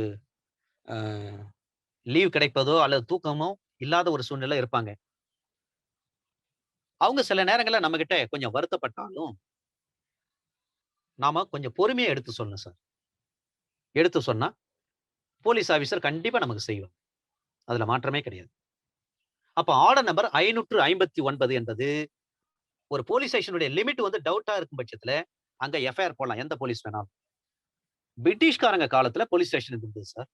ஐடியல் போலீஸ் ஸ்டேஷன் என்று சொல்வார்கள். தமிழ்ல சீர்மிகு காவல் நிலையம். அந்த சீர்மிகு காவல் நிலையத்தினுடைய பணிகள் என்னவென்று சொன்னால், எந்த ஏரியாவுல எந்த பிரச்சனை நடந்தாலும் சரி, அவங்க முதல்ல எஃப்ஐஆர் போட்டுருவாங்க. எஃப்ஐஆர் போட்டு எல்லாத்தையும் விசாரிச்சுட்டு, அதன் பிறகு எந்த லிமிட் போலீஸோ அந்த போலீஸ் ஸ்டேஷனுக்கு கரெக்ட்டா அந்த எஃப்ஐஆர் அந்த இன்வெஸ்டிகேட் பண்ண எல்லா விஷயத்தையும் ஒன் செக்ஷன் ஸ்டேட்மெண்ட் இருந்தா அதுவும் பார்ப்பாங்க. பார்வை மகசர், வரைபட மகசர், சீசர் மகசர் எதா இருந்தாலும் சரி, எல்லாத்தையும் சேர்த்து அப்படியே அனுப்பி விட்டுருவாங்க. இது ஐடியல் போலீஸ் ஸ்டேஷன் என்று பிரிட்டிஷ்காரங்க காலத்துல இருந்தது. இப்பவும் சில காவல் நிலையங்கள் ஐடியல் போலீஸ் ஸ்டேஷன் இருக்கிறது. தமிழ்ல சீர்மிகு காவல் நிலையம். ஆங்கிலத்துல ஐடியல் போலீஸ் ஸ்டேஷன். அதுதான் சார் இந்த 559. Order number 559. போலீஸ் ஆபீசர் சொல்றாங்கன்னா அவங்கள நம்ம சட்டத்துல இப்படி இருக்குங்க. உங்க போலீஸ் ஸ்டாண்டிங் ஆர்டர்ல 559 தெளிவா சொல்லப்பட்டிருக்கு சார். நீங்க எஃப்ஐஆர் போடலாம் சார். இன்வெஸ்டிகேட்டே பண்ணலாம் சார். பிறகு நீங்க வந்து எந்த லிமிட் போலீஸோ அந்த போலீஸ்க்கு நீங்க கேஸ் அப்படியே டிரான்ஸ்பர் பண்ணிடுங்க சார். அப்படின்ட்டு அழகா பொறுமையா நம்ம எடுத்து சொல்லணும் போலீஸ் ஆபீசரிடம். Order number 560. இந்த ஆர்டர் நம்பர் 560 அப்படி இல்ல 551. 551 என்னதுங்க? அதுல எஃப்ஐஆர் வந்து ஃபைல் பண்றத பத்தி சொல்லியிருக்காங்க. Order number 551. அந்த 551 தான் சார் இங்க கொஞ்சம் விரிவா சொல்லியிருக்காங்க. ஆர்டர் நம்பர் 560ல. ஆர்டர் நம்பர் 551 படிக்கின்ற பொழுது நான் ஏற்கனவே சொல்லியிருக்கிறேன். சிஆர்பிஸ்ல 154 சிஆர்பிஸையும் பார்க்கணும். Under section 154. Under section 156 subsection 3 சிஆர்பிஸையும் இணைத்து பார்க்க வேண்டும். இதனுடன் ஆர்டர் நம்பர் 551 விரிவாக சொல்லப்பட்டிருக்கின்ற ஆர்டர் நம்பர் 560யும் இணைத்து பார்க்க வேண்டும். ஏனென்று சொன்னால் ஆர்டர் நம்பர் 560 தான் சொல்றாங்க எஃப்ஐஆர் போட்டா அந்த எஃப்ஐஆர் எப்படி இருக்க வேண்டும்னா கான்சிக்யூட்டிவ் நம்பரா இருக்க வேண்டும். ஏனென்று சொன்னால் சேலத்தில் ஒரு சம்பவம் நடந்தது. போலியாக எஃப்ஐஆர் புக் அவங்களே என்ன பண்ணாங்க, அடிச்சாங்க, பிரிண்ட் பண்ணாங்க. பிரிண்ட் பண்ணி சில நேரங்கள்ல என்ன பண்ணுவாங்க, பெரிய பெரிய ஆள் பலம், பணபலம், படைபலம், அரசியல் பலம் இந்த மாதிரி உள்ளவங்க அவங்களுக்கு வேண்டப்பட்டவங்க மீது ஏதாவது புகார் இருக்கும் பட்சத்தில் அவ்வாறு புகார் பதிவு செய்து டிஎஸ்ஆர் வாசிப்பதற்கு முன்பாக அப்படிப்பட்ட தலையீடுகள் இருக்கும் பட்சத்தில் சில இடங்களில் அந்த FIR will be turned, will be concealed, will be dropped. இந்த மாதிரி காரியங்கள்லாம் நடந்து இருந்தது. இவற்றை தடுப்பதற்காகத்தான் போலீஸ் ஸ்டாண்டிங் ஆர்டர் 560ல தெளிவாக சொல்லப்பட்டிருக்கிறது. கான்சிக்யூட்டிவ் நம்பர் இருக்க வேண்டும். ஒவ்வொரு பக்கத்திற்கும் ஒரு நம்பர் கொடுப்பாங்க. பழைய எஃப்ஐஆர்லாம் எடுத்து பாருங்க, நம்பர் இருக்கும். அந்த நம்பர் அடுத்தடுத்து தான் வரும். இடையில பிரேக்கே ஆகாது. 9, 10, 11, 12, 13, 14 இப்படிதான் போகும். 500, 511, 12, 13, 14 அப்படிதான் போகும். கான்சிக்யூட்டிவா இருக்கணும். அடுத்தடுத்து இருக்க வேண்டும். ஏன்னா இடையில வந்து ஏதாவது கேப் விட்டா அங்க தவறு நடப்பதற்கு வாய்ப்பு உண்டு. அதையும் மீறி சேலத்துல என்ன பண்ணாங்க, போலி எஃப்ஐஆர் என்ன பண்ணாங்க, பிரிண்ட் பண்ணி அதை பயன்படுத்தி இருப்பது பிறகு கண்டுபிடித்து அவர்கள் கைது செய்யப்பட்டார்கள். இது தமிழ்நாட்டில் நடந்த ஒரு நிகழ்வு. அண்டர் ஆர்டர் 560ல ஃபர்ஸ்ட் பாயிண்ட் எஃப்ஐஆர் போட்டா கான்சிக்யூட்டிவ் நம்பர் இருக்கும். செகண்ட் பாயிண்ட் அந்த நம்பர் தான் குற்ற எண் ஆகும். ஒரு நம்பர் கொடுக்குறாங்க பாருங்க, அந்த நம்பர் தான் கிரைம் நம்பர். தேர்ட் பாயிண்ட் அந்த கிரைம் நம்பர் பதிவு செய்த பின் எஃப்ஐஆர் காப்பி அந்த ஃபர்ஸ்ட் இன்ஃபார்மேண்ட் இருக்காங்க இல்லைங்களா, அவருக்கு ஃப்ரீ ஆஃப் காஸ்ட்ல கொடுக்க வேண்டும். அந்த ஃபர்ஸ்ட் இன்ஃபார்மேண்ட் யார் வந்து ஃபர்ஸ்ட் இன்ஃபார்மேண்ட்டை நம்ம என்னன்னு சொல்லுவோம், de facto complainant. De facto complainant என்று சொன்னால் நிழற் புகார்தாரர். De facto complainant. De jure complainant என்று சொன்னால் அவர்தான் சட்டப்படியான புகார்தாரர். அவங்களை எப்படி சொல்லுவாங்கன்னா ஆங்கிலத்தில் இன் லாஸ், சட்டப்படியான புகார்தாரர். அப்ப சட்டப்படியான புகார்தாரர் யாருன்னா அந்த எஸ்ஹெச்ஓ என்று சொல்ற பாருங்க, ஸ்டேஷன் ஹவுஸ் ஆபீசர். அந்த ஸ்டேஷன் ஹவுஸ் ஆபீசர் தான் சட்டப்படியான புகார்தாரர். அவரை தான் நாம் டி ஜூர் கம்ப்ளைனன்ட் என்று சொல்ல வேண்டும். அப்ப டிஃபேக்ட் கம்ப்ளைனன்ட் என்றால் பாதிக்கப்பட்டவர் வந்து காவல் நிலையத்துல ஒரு ரிப்போர்ட் கொடுக்கிறார் பாருங்க, அவர் கொடுத்த ரிப்போர்ட் அடிப்படையில் தான், on the basis of report which was given by the victim before the police station, then the police officer shall be filed the FIR on the basis of report. அப்ப அந்த இன்ஃபர்மெண்ட்டுக்கு free of காஸ்ட்ல நாம என்ன பண்ணணும், FIR ஒரு copy கொடுக்க வேண்டும். இதை பற்றி சிஆர்பிசியில் அண்டர் செக்ஷன் 154 சப்செக்ஷன் 2ல சொல்லப்பட்டிருக்கிறது. தேர்ட் பாயிண்ட் பாருங்க, எஃப்ஐஆர் போட்டா அந்த FIR shall be given to the magistrate by the police officer. FIR shall be submitted by the police officer to the magistrate. இது third point. ஆர்டர் நம்பர் 551 படிக்கின்ற பொழுது 154 சிஆர்பிசியும் 156 subsection 3 of சிஆர்பிசியும் இணைத்து பார்க்க வேண்டும். இந்த ஆர்டர் கூட 551 கூட ஆர்டர் நம்பர் 560யும் இணைத்து பார்க்க வேண்டும். 559 551ல சிம்பிளா சொல்லிட்டாங்க. ஆர்டர் நம்பர் 560ல அதை விரிவாக சொல்லப்பட்டிருக்கிறது. ஃபர்ஸ்ட் பாயிண்ட், எஃப்ஐஆர் போட்டா கான்சிக்யூட்டிவ் நம்பர் இருக்கணும். செகண்ட் பாயிண்ட், அந்த நம்பர் தான் கிரைம் நம்பர். அவ்வாறு பதிவு செய்யப்பட்ட பிறகு ஃபர்ஸ்ட் இன்ஃபர்மெண்ட் யாரோ அவருக்கு வந்து ஃப்ரீ ஆஃப் காஸ்ட்ல அண்டர் செக்ஷன் 154 சப்செக்ஷன் 2 ஆஃப் சிஆர்பிசியின் படி இலவசமாக ஒரு எஃப்ஐஆர் காப்பி கொடுக்க வேண்டும். தேர்ட் பாயிண்ட், எஃப்ஐஆர் போட்ட உடனே மேஜிஸ்ட்ரேட்டுக்கு கண்டிப்பாக அனுப்பி வைக்க வேண்டும். இதுதான் ஆர்டர் நம்பர் 560. ஆர்டர் நம்பர் 561 ஒரு நான் காக்னிசபிள் அஃபென்ஸா இருக்கிறது. இப்ப நான் காக்னிசபிள் அஃபென்ஸா இருக்கும் பட்சத்தில் நீங்க நான் காக்னிசபிள்னா எந்த செக்ஷனை பாப்பீங்க சிஆர்பிசில? Defining section under section 2 clause L. 2 clause C னா காக்னிசபிள், கைது செய்யப்படக்கூடிய குற்றம். கொல்தகவு, கொல்தகா என்று படித்திருப்பீர்கள். விசாரணைக்கு எடுத்துக்கொள்ளக்கூடிய வழக்கா அப்படின்னு பார்க்கணும். அண்டர் செக்ஷன் 2C நீங்க படிக்கிறீங்கன்னு சொன்னா காக்னிசபிள் அஃபென்ஸ் அது கூட இணைத்து அண்டர் செக்ஷன் 2L பார்க்க வேண்டும், நான் காக்னிசபிள். ஆர்டர் நம்பர் 561ல நான் காக்னிசபிளை பற்றி பேசுகிறது. அண்டர் செக்ஷன் 2L அப்படின்னா நோ அரெஸ்ட் சார், கைதே பண்ண முடியாது. இதை பற்றி under section 155 subsection 4 of CRPC அதன்படி இன்வெஸ்டிகேஷன் பண்ண முடியாது. அப்ப எப்போ பண்ணலாம்? அனுமதி பெற்ற பின் செய்யலாம். இதுதான் ஆர்டர் நம்பர் 561 561. அது மட்டுமல்ல, போலீஸ் ஸ்டேஷன்ல ஒரு ஜெனரல் டைரி இருக்கும். பொதுவாக போலீஸ் ஸ்டேஷன்ல போலீஸ் டைரி இருக்கும், ஜெனரல் டைரி ஜிடி இருக்கும். அண்டர் செக்ஷன் 172 அதுலதான் இந்த ஜிடியை பற்றி சொல்றாங்க. ஜெனரல் டைரி காவல் நிலையத்துல கண்டிப்பாக பராமரிக்கப்பட வேண்டும், அது மேண்டட்டரி. ஜிடி ஒரு எஃப்ஐஆர் பதிவு செய்யறாங்கன்னா பதிவு செய்து கொண்டு அதனுடைய ரிப்போர்ட்டை கொடுத்து, ரிப்போர்ட் யார் கொடுத்தாரோ அந்த நபரிடம் தெளிவாக சொல்லணும், இது வந்து நான் காக்னிசபிள் அஃபென்ஸ், அதனால உடனடியாக கைது செய்ய முடியாது அப்படின்ற விவரத்தை அந்த ஃபர்ஸ்ட் இன்ஃபர்மெண்ட், அதாவது டி ஃபேக்டோ கம்ப்ளைனன்ட்னு சொல்றோம் நாம், அந்த ஃபர்ஸ்ட் இன்ஃபர்மெண்ட் முதல் தகவல் கொடுத்தார் பாருங்க, காவல் நிலையத்துக்கு வந்து ரிப்போர்ட் கொடுத்தார் பாருங்க, அவருக்கு சொல்ல வேண்டும்.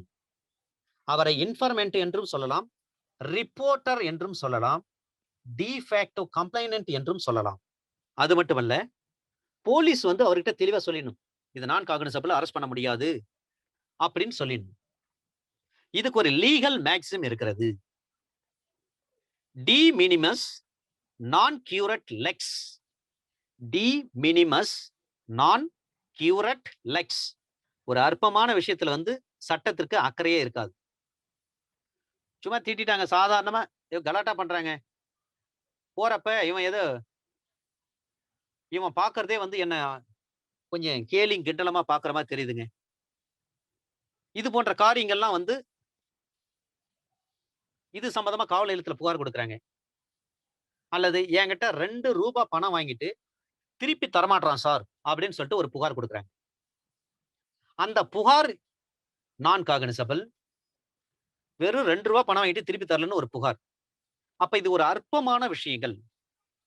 இந்த லீகல் மேக்ஸிம் படி D minimis non curat Lex. லா டஸ் கன்சர்ன்ஸ் டிஃபர்ஸ் என்று அர்த்தம். அற்பமான விஷயத்தில் சட்டத்திற்கு அக்கறை இருக்காது, அக்கறை கிடையாது.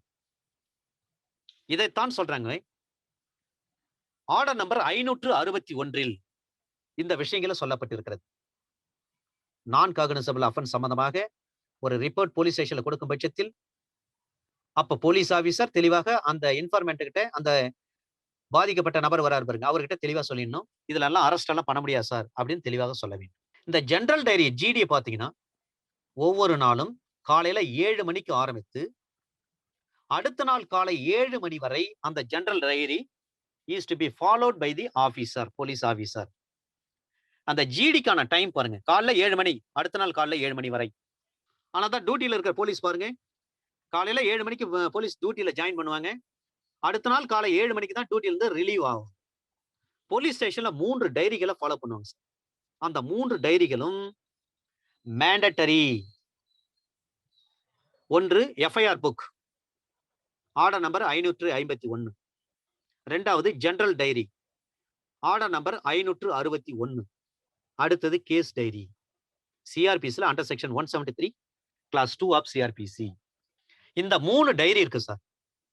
இந்த 3 டைரியிலும் பார்த்தீங்கன்னா, இந்த 3 டைரியும் மேண்டட்டரியாக ஒரு காவல் நிலையம் கண்டிப்பாக ஃபாலோ பண்ண வேண்டும்.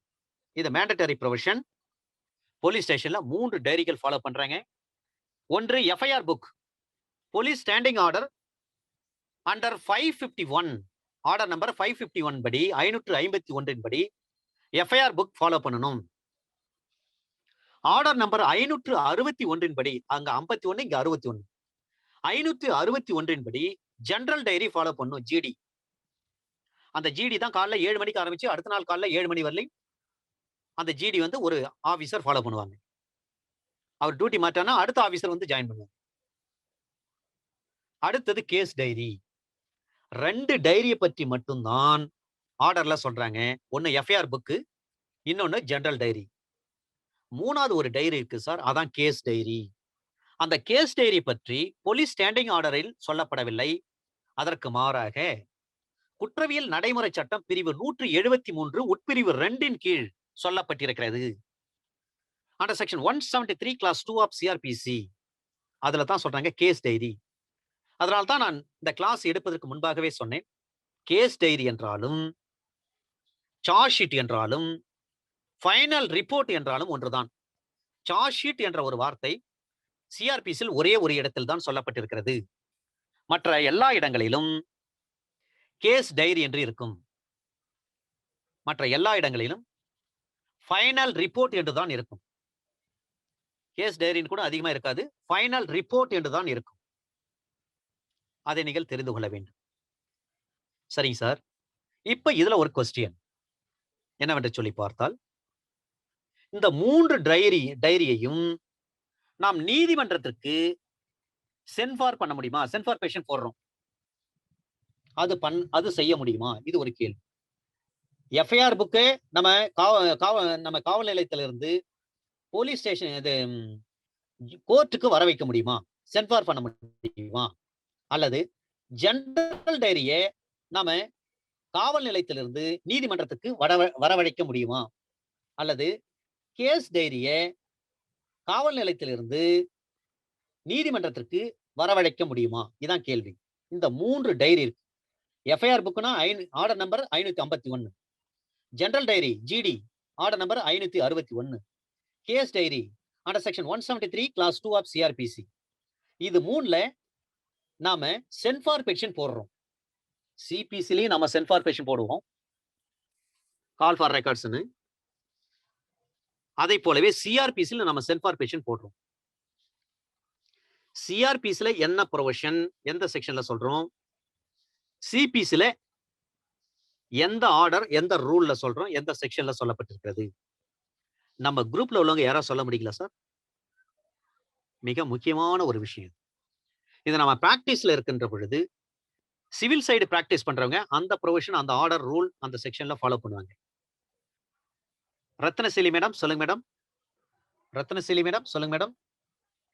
மேடம் நீங்க சொல்லலாம் madam. Rathinasili madam. Sir 91 CrPC sir. Very good, excellent. Under section 91 CrPC படி சென்பார் பெட்டிஷன் போடுறோம். ஓகே, சிபிசில சென்பார் பெட்டிஷன் போடுறோம். சிபிசில எந்த ப்ரொவிஷன்ல போறோம்? ரூல்ஸ்ல போறோமா, சிவில் ரூல்ஸ் ஆஃப் பிராக்டிஸ்ல போறோமா, அல்லது செக்ஷன்ல போறோமா, அல்லது ஆர்டர் ரூல்ஸ் அதுல போறோமா? சிபிசில எந்த ப்ரொவிஷன்ல போறோம்? சென்பார் பெட்டிஷன் போடுறோம். யாராவது நம்ம குரூப்ல உள்ளவங்க சொல்ல முடியுங்களா சார்? இதெல்லாம் நம்மளுக்கு பிராக்டிஸ்ல இருக்கிறப்ப மிகவும் பயனுள்ள ஒரு பிரிவு, ஒரு விஷயம். இதை நாம் தெரிந்து கொள்ள வேண்டும். நீங்க அதுக்குள்ளே சர்ச் பண்ணி வைங்க. அண்டர் செக்ஷன் 159, 160, 161 இது எல்லாமே டிஃபென்ஸ் லாயருக்கு மிக முக்கியமானது சார். நம்ம கிரிமினல் சைடுல வந்து ஒரு கேஸை வந்து நம்ம நடத்த போறோம்னு சொன்னா அண்டர் செக்ஷன் 159, 160, 161 இந்த 3 சட்டப்பிரிவும் சிஆர்பிசியில் இருக்கக்கூடிய இந்த 3 சட்டப்பிரிவுகளும் வெரி வெரி இம்பார்ட்டன்ட். நன்றாக நாம் தெரிந்து கொள்ள வேண்டும். இதை பேஸ் பண்ணி தான் நம்ம கேஸை நடத்த முடியும். Right, we are moving on. சரி சார், இதுல ஒரு கேள்வி. 91 சிஆர்பிசின் படி சென்பார் பெட்டிஷன் போடுற நம்ம கிரிமினல் கோர்ட்ல இந்த 3 டைரியில எதை வரவழைக்க முடியும் என்று சொல்லி பார்த்தால், ஜெனரல் டைரி ஜிடி இருக்கு பாருங்க, ஆர்டர் நம்பர் 561, அந்த ஜிடியை வந்து கோர்ட்டுக்கு வரவைக்க முடியும்.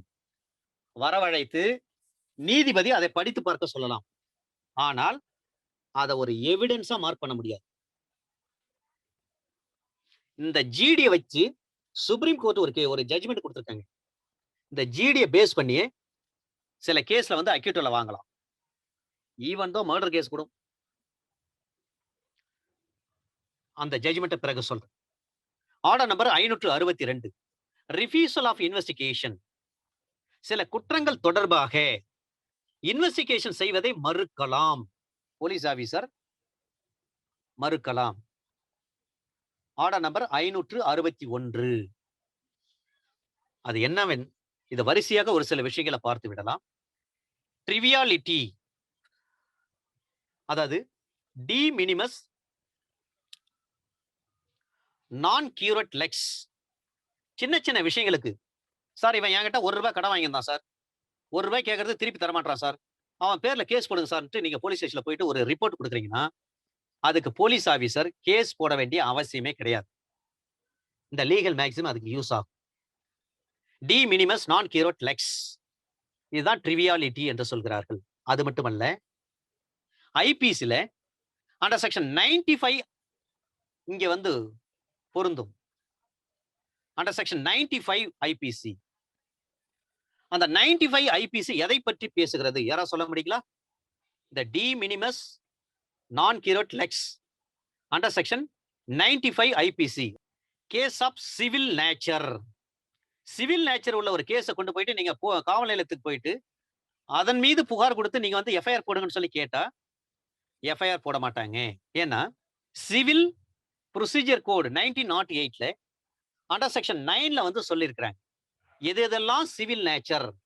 ஒருத்தர் கோயில் இருக்கு, அந்த கோயில்ல வந்து எனக்கு தான் வந்து பட்டம் கட்டணும், எனக்கு தான் வந்து நீங்க பூஜை செய்தீங்கன்னா முதல் அந்த பிரசாதம் விபூதி எல்லாம் எனக்கு தான் தர வேண்டும். இந்த மாதிரி டைப் உள்ள கேசஸ் எல்லாம் சிவில் நேச்சர் கிடையாது.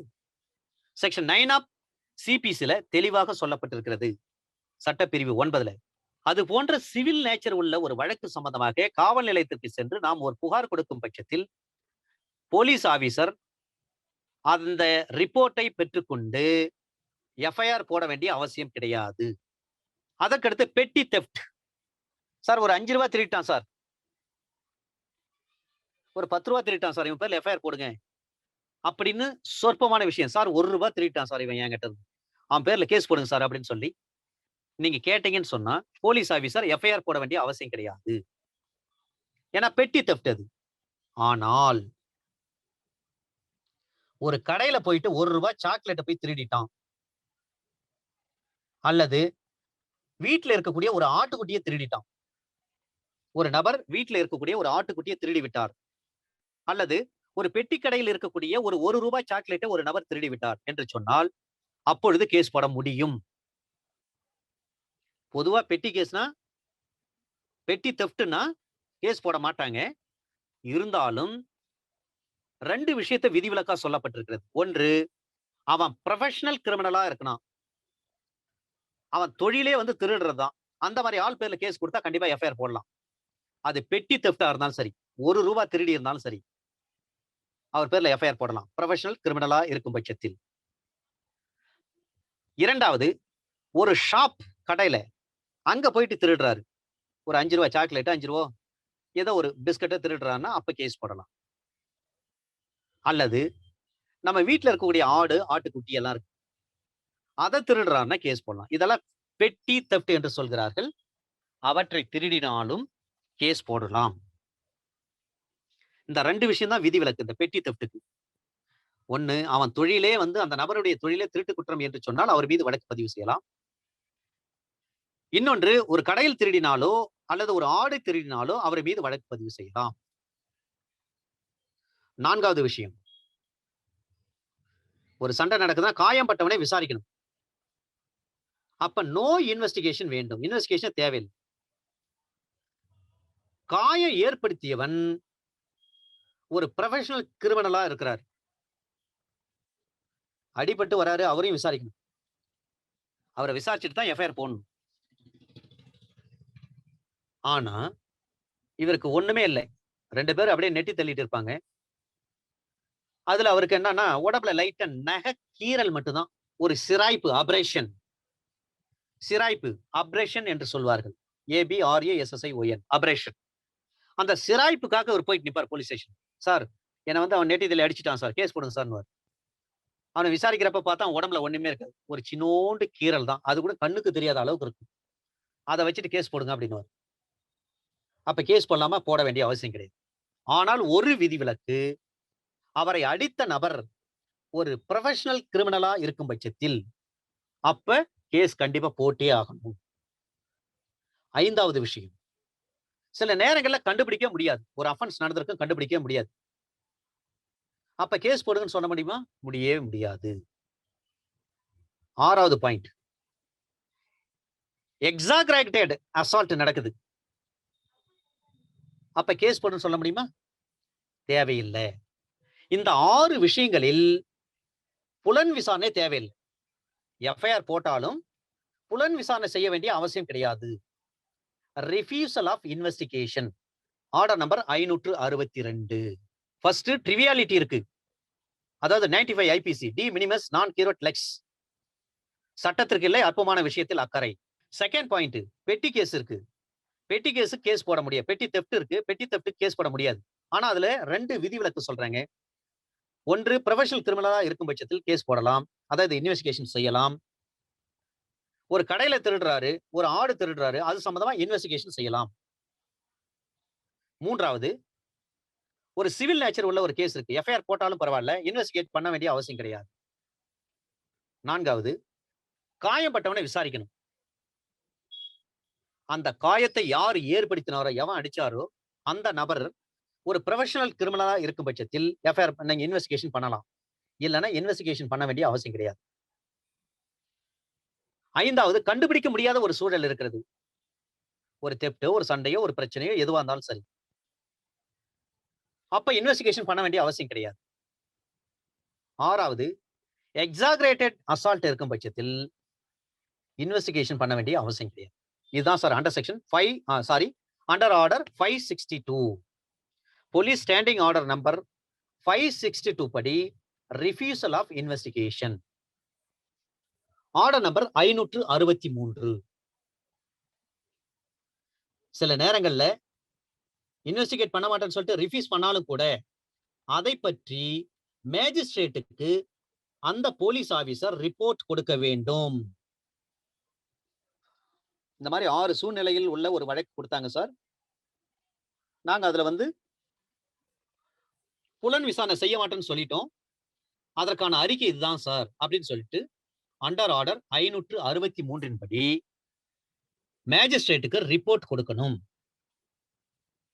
ஆர்டர் நம்பர் 567, 568 இந்த 2 ஆர்டரையும் சிஆர்பிசி அண்டர் செக்ஷன் 172 கீழ் இணைத்து பார்க்க வேண்டும்.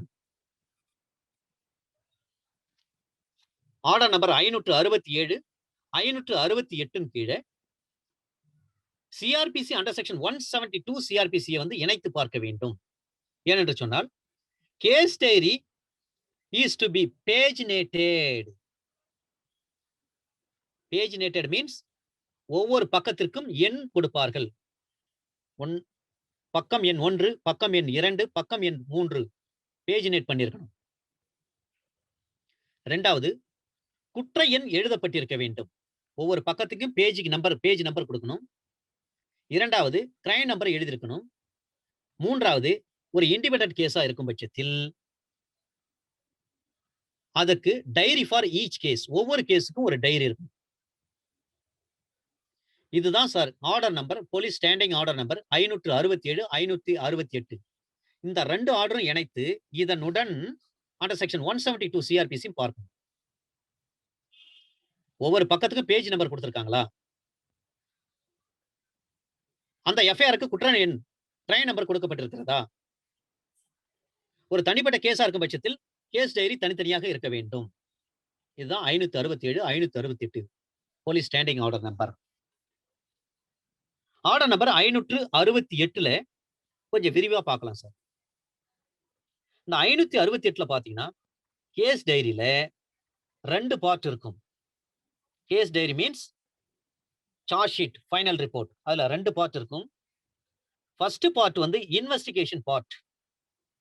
செகண்ட் பார்ட் பாத்தீங்கன்னா witness statement part under section 161 subsection 3 of CRPC. அந்த ஸ்டேட்மெண்ட் சாட்சிகளுடைய வாக்குமூலம். அண்டர் செக்ஷன் 161 சப்செக்ஷன் 3 வந்து 162 சிஆர்பிசியோட கான்ட்ரடிக்ஷன் அல்லது இதை எப்படி யூஸ் பண்ண முடியும்? கான்ட்ரடிக்ஷன் மட்டும் தான் யூஸ் பண்ண முடியும். ஒரு முதல் தகவல் அறிக்கை இருக்கிறது என்று சொன்னால் அவற்றை கரோபரேஷனுக்கும் பயன்படுத்திக் கொள்ளலாம், கான்ட்ரடிக்ஷனுக்கும் பயன்படுத்திக் கொள்ளலாம். உறுதிப்படுத்துவதற்காக மற்ற சாட்சிகளோடு, சாட்சியங்களோடு, ஆவணங்களோடு, மெட்டீரியல் ஆப்ஜெக்டோடு உறுதிப்படுத்துவதற்காக முதல் தகவல் அறிக்கை பயன்படுத்தலாம். அல்லது மற்ற சாட்சிய சான்று ஆவணங்கள், சான்று பொருட்களுடன் முரண்படுத்துவதற்காக எஃப்ஐஆரை பயன்படுத்தலாம். FIR can be used for contradiction as well as corroboration by the side of prosecution or defense. ப்ராசிக்யூஷனை பொறுத்தவரை கரோபரேட் பண்ண தான் அவங்க முயற்சி பண்ணுவாங்க. ஏன்னா எப்படியாவது தண்டனை வாங்கி கொடுக்கணும்னு சொல்லி நிறைய ஜட்ஜ்மெண்ட் இருக்கு சார். சிஆர்பிசி கிளாஸ்ல நான் சொல்லியிருக்கேன், தண்டனை வாங்கி கொடுக்க வேண்டும் என்ற ஒரே நோக்கத்தோடு ஒரு ஏபிபி கேஸ் நடத்தக்கூடாது.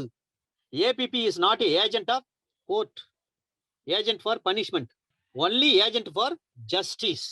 ஆர்டர் நம்பர் 568ல சொல்றாங்க, அந்த கேஸ் டைரி 2 பார்ட்டா இருக்கிறது. First part investigation part, second part witness statement part. அதுல witness statement under section 161 subsection 3 of சிஆர்பிசில சொல்லப்பட்டிருக்கிறது.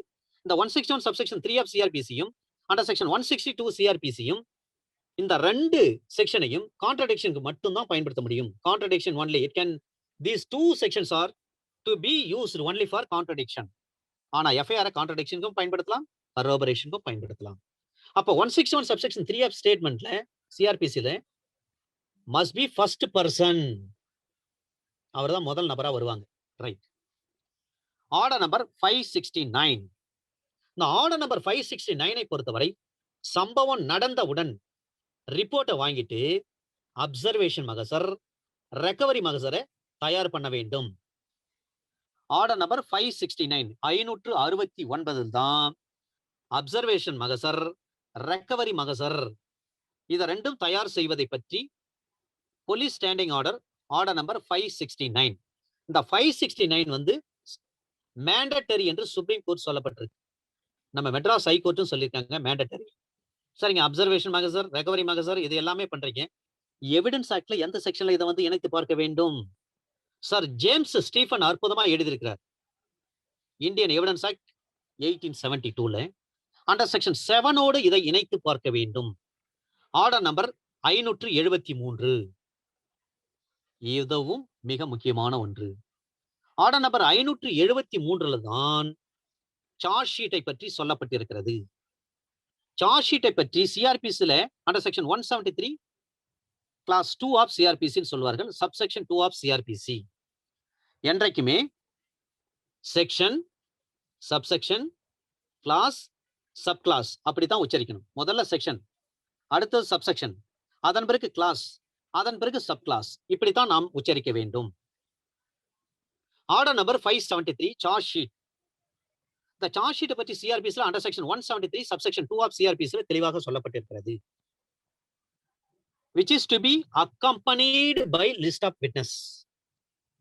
அது எப்படி இருக்கும்? நீங்க ஃபைனல் ரிப்போர்ட் கொடுக்குறீங்க. கேஸ் டைரி என்றாலும் ஃபைனல் ரிப்போர்ட் என்றாலும் சார்ஜ் ஷீட் என்றாலும் ஒன்றுதான். இந்த ஃபைனல் ரிப்போர்ட்டை பற்றி குற்றவியல் நடைமுறை சட்டம் பிரிவு 173 உட்பிரிவு 2 சொல்லப்பட்டிருக்கிறது. இந்த இறுதி அறிக்கையை நீதிமன்றத்தில் தாக்கல் செய்கின்ற பொழுது அந்த இறுதி அறிக்கையுடன்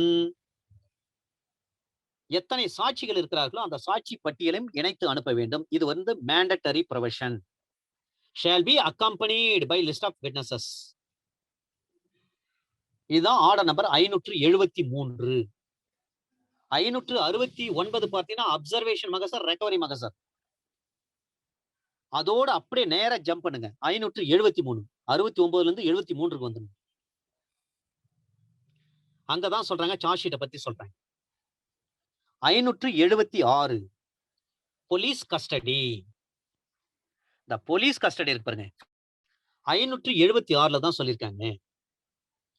போலீஸ் கஸ்டடியில வந்து ஒரு ஆள் வந்து சூசைட் பண்ணிக்கிறான். போலீஸ் ஸ்டேஷன் நிறைய பேர் சூசைட் பண்ணிக்கிறாங்க. அவ்வாறு தற்கொலை செய்து கொண்டால் அதை பற்றி அந்த போலீஸ் ஸ்டேஷன்ல இருந்து முதலில் அந்த மாவட்டத்தில் இருக்கக்கூடிய டிஸ்ட்ரிக்ட் ஜட்ஜுக்கு தகவலை தெரிவிக்க வேண்டும். இரண்டாவது, அந்த மாவட்டத்தில் இருக்கக்கூடிய எஸ்பி, சூப்பரிண்டென்டென்ட் ஆஃப் போலீஸ், மாவட்ட காவல் கண்காணிப்பாளருக்கு தெரிவிக்க வேண்டும். 576 shall be informed, mandatory provision. 569, 573, 576 இந்த 3 ஆர்டர்களும் மேண்டட்டரி. 569ல அப்சர்வேஷன் மகசர், ரெக்கவரி மகசர். 573ல சார்ஜ் ஷீட், லிஸ்ட் ஆஃப் விட்னஸோட சேர்த்து சார்ஜ் ஷீட் அனுப்பணும். 576 அதுல போலீஸ் கஸ்டடியில ஒருத்தர் வந்து இறந்து போயிட்டாருன்னு சொன்னா அதை பற்றி முதலில் டிஸ்ட்ரிக்ட் ஜட்ஜுக்கும் அதன் பிறகு டிஸ்ட்ரிக்ட் எஸ்பிக்கும் தகவலை shale B informed. Shale B informed to them, அவர்களுக்கு கண்டிப்பாக தகவலை தெரிவிக்க வேண்டும். இதுதான் 576. 569, 573, 576. சரி சார், கடைசியா ஒரு ஜட்ஜ்மெண்ட் சொல்றேன். இதுல கஸ்டடியல் டெத் வருது. சூசைட் பண்ணீங்கன்னா ஓகே, 576ல ஓகே சூசைட் பண்ணிடுறாங்க. கஸ்டடி டெத்தே வருது. இதை பற்றி யார் விசாரிப்பார்? சூசைட் பண்ணிக்கினான்னா ஒன்னும் பிரச்சனை இல்லை. கஸ்டடி டெத் பாதிக்கப்பட்டவங்க என்ன பண்ணுவாங்க?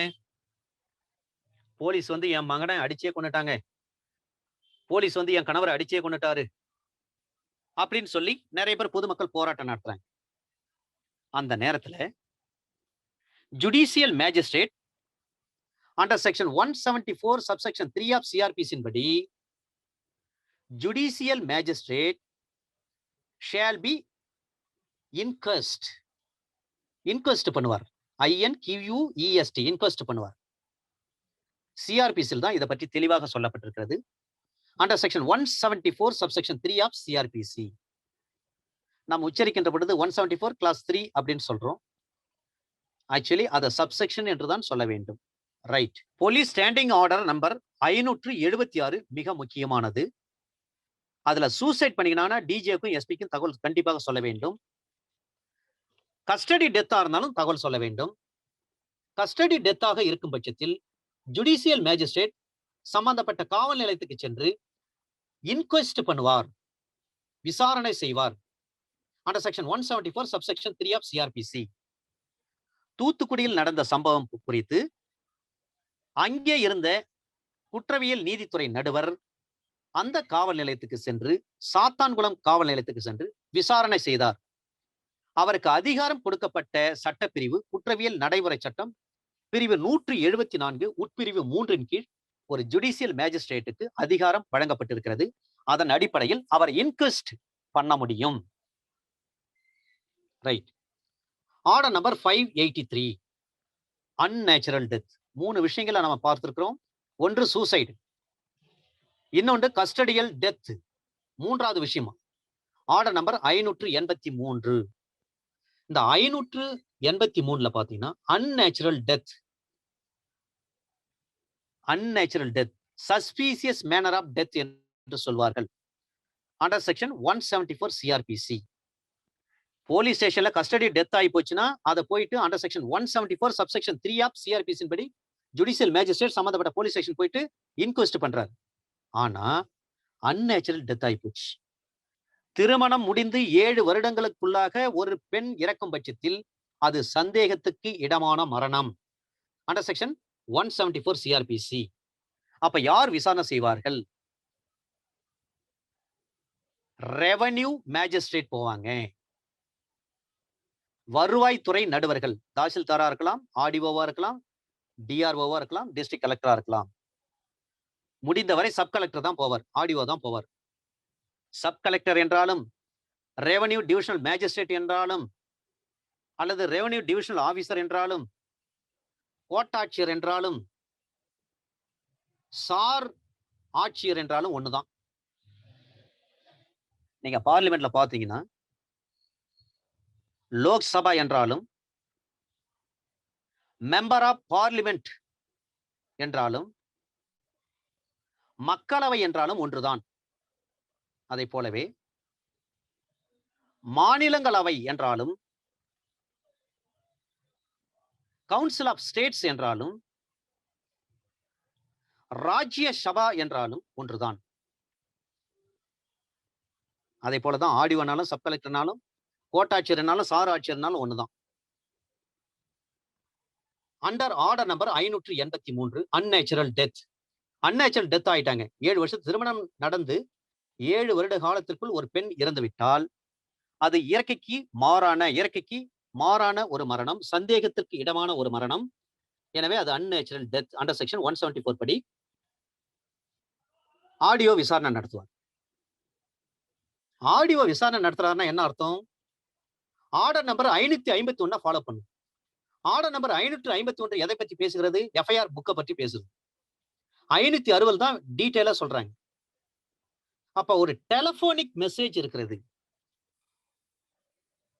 போன் மூலமா சொல்றான், ஓவர் போன்ல வந்து ஒரு தகவல் சொல்றாரு.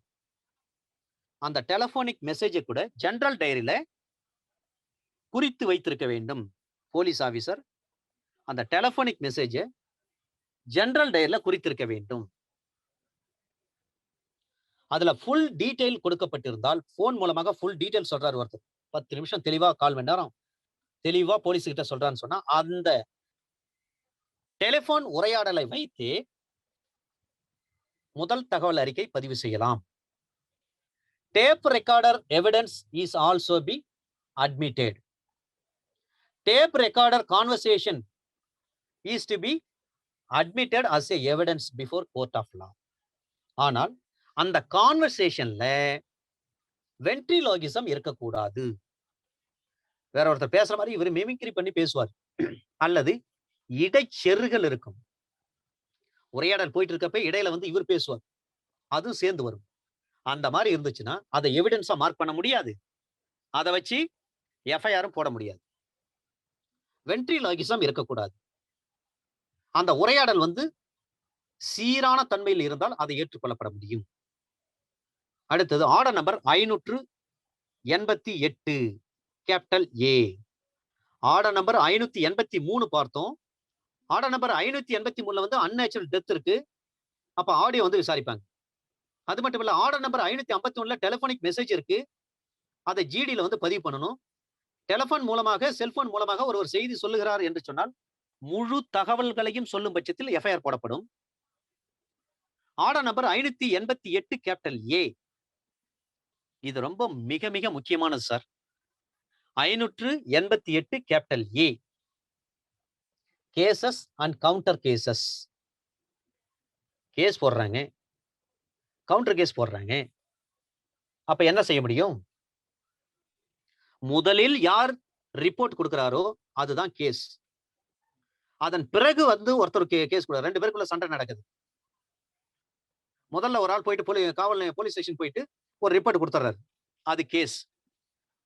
அவன் என்ன கேஸ் குடுக்குறது? நானும் போய் கேஸ் குடுக்கணும். 2வது ஒரு ஆள் போறாரு. அந்த சண்டையில எதிர் பார்ட்டி போறாரு. அவரு போயிட்டு ஒரு ரிப்போர்ட் குடுக்குறாரு. அதுக்கு பேரு தான் கவுண்டர் கேஸ்.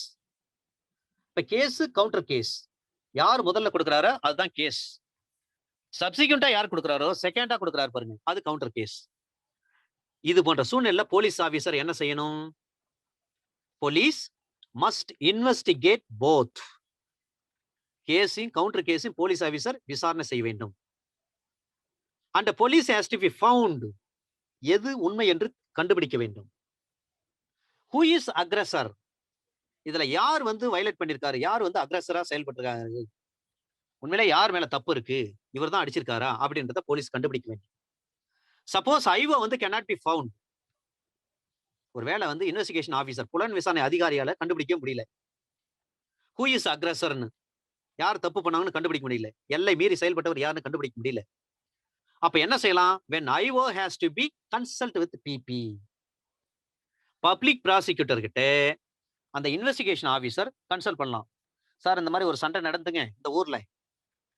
2 பேரும் வந்து கேஸ் குடுத்திருக்காங்க. நாங்களும் எவ்வளவு இன்வெஸ்டிகேட் பண்ணி பார்த்துட்டோம்.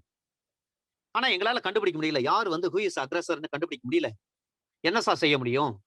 சார் என்ன செய்யணும் நீங்க சொல்லுங்க சார். சஜஷன் சொல்லுங்க சார் அப்படின்னு பப்ளிக் ப்ராசிக்யூட்டர் கிட்ட அல்லது அசிஸ்டன்ட் பப்ளிக் ப்ராசிக்யூட்டர் கிட்ட அல்லது ஸ்பெஷல் பப்ளிக் ப்ராசிக்யூட்டர் கிட்ட அல்லது அடிஷனல் பப்ளிக் ப்ராசிக்யூட்டர் கிட்ட கருத்து கேட்க வேண்டும். அப்ப அக்ரஸர் வந்து ஒருத்தர் இருக்காரு. இது சம்பந்தமா என்ன பண்ணும்?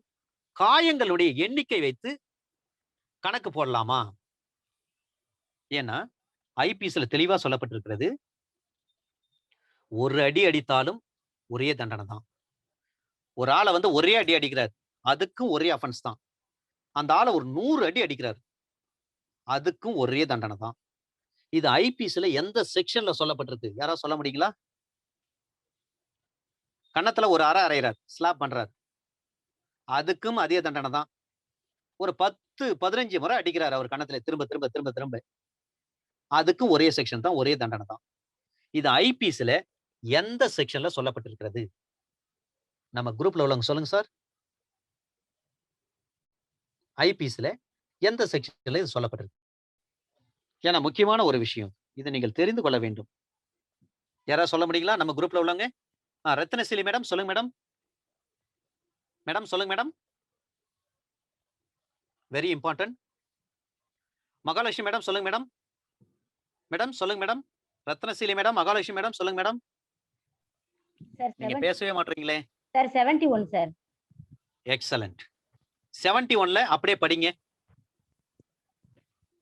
சார் தமிழ் 71 அப்படியே படிங்க.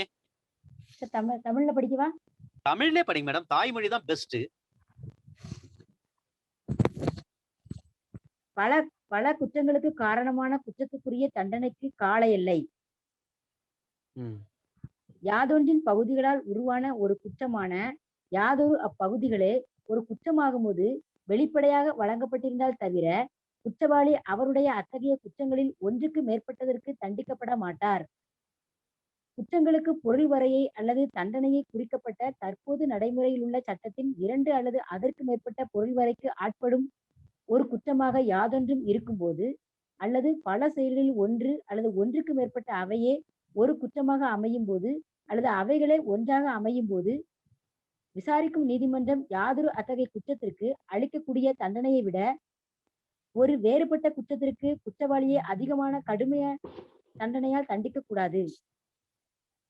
Okay. Under section under order 588 capital A cases and counter cases. ஒரு சண்டை நடக்குன்னா ஏவுக்கும் பிக்கும் இடையில சண்டை நடக்குது. அப்ப 2 பேரும் வந்து போலீஸ் ஸ்டேஷன் வராங்க. போலீஸ் ஸ்டேஷனுக்கு வந்து முதலில் யார் கேஸ் கொடுக்குறாரோ அவர் தான் கேஸ். இரண்டாவது செகண்டா யார் கேஸ் கொடுக்குறாரு, சப்சிக்வெண்டா யார் கேஸ் கொடுக்குறாரு, அது வந்து கவுண்டர் கேஸ். இப்ப இந்த கவுண்டர் கேஸ் வருகின்ற பொழுது போலீஸ் ஆபீசர் என்ன பண்ணுவாங்கன்னா எல்லாவற்றையும் விசாரிக்கணும். விசாரித்து தான் நடவடிக்கை எடுக்கணும். சில நேரங்களில் விசாரிக்கிறப்ப கண்டுபிடிக்கவே முடியல. யார் அக்ரஸ் பண்ணாருன்னு சொல்லி அக்ரஸரை வந்து கண்டுபிடிக்க முடியல. அப்ப அந்த போலீஸ் ஆபீசர் என்ன செய்ய வேண்டும் என்று சொன்னால், பப்ளிக் ப்ராசிக்யூட்டர் கிட்ட கன்சல்ட் பண்ணலாம். அல்லது ஏபிபி கிட்ட கன்சல்ட் பண்ணலாம். இந்த சட்டத்தின்படி. அப்ப அக்ரஸரை வந்து எப்படி நம்ம ஃபார்ம் பண்றது? எப்படி நம்ம கண்டுபிடிக்கிறது பார்த்தீங்கன்னா, ஒருத்தருக்கு உடம்புல வந்து நிறைய காயங்கள் இருக்கு. அப்ப காயங்களின் எண்ணிக்கையை வைத்து கணக்கிடவே கூடாது. சில பேர் வெளியில வந்து அடிச்சிருப்பான். அது வெளி உடம்புல வந்து நிறைய காயங்கள் இருக்கும்.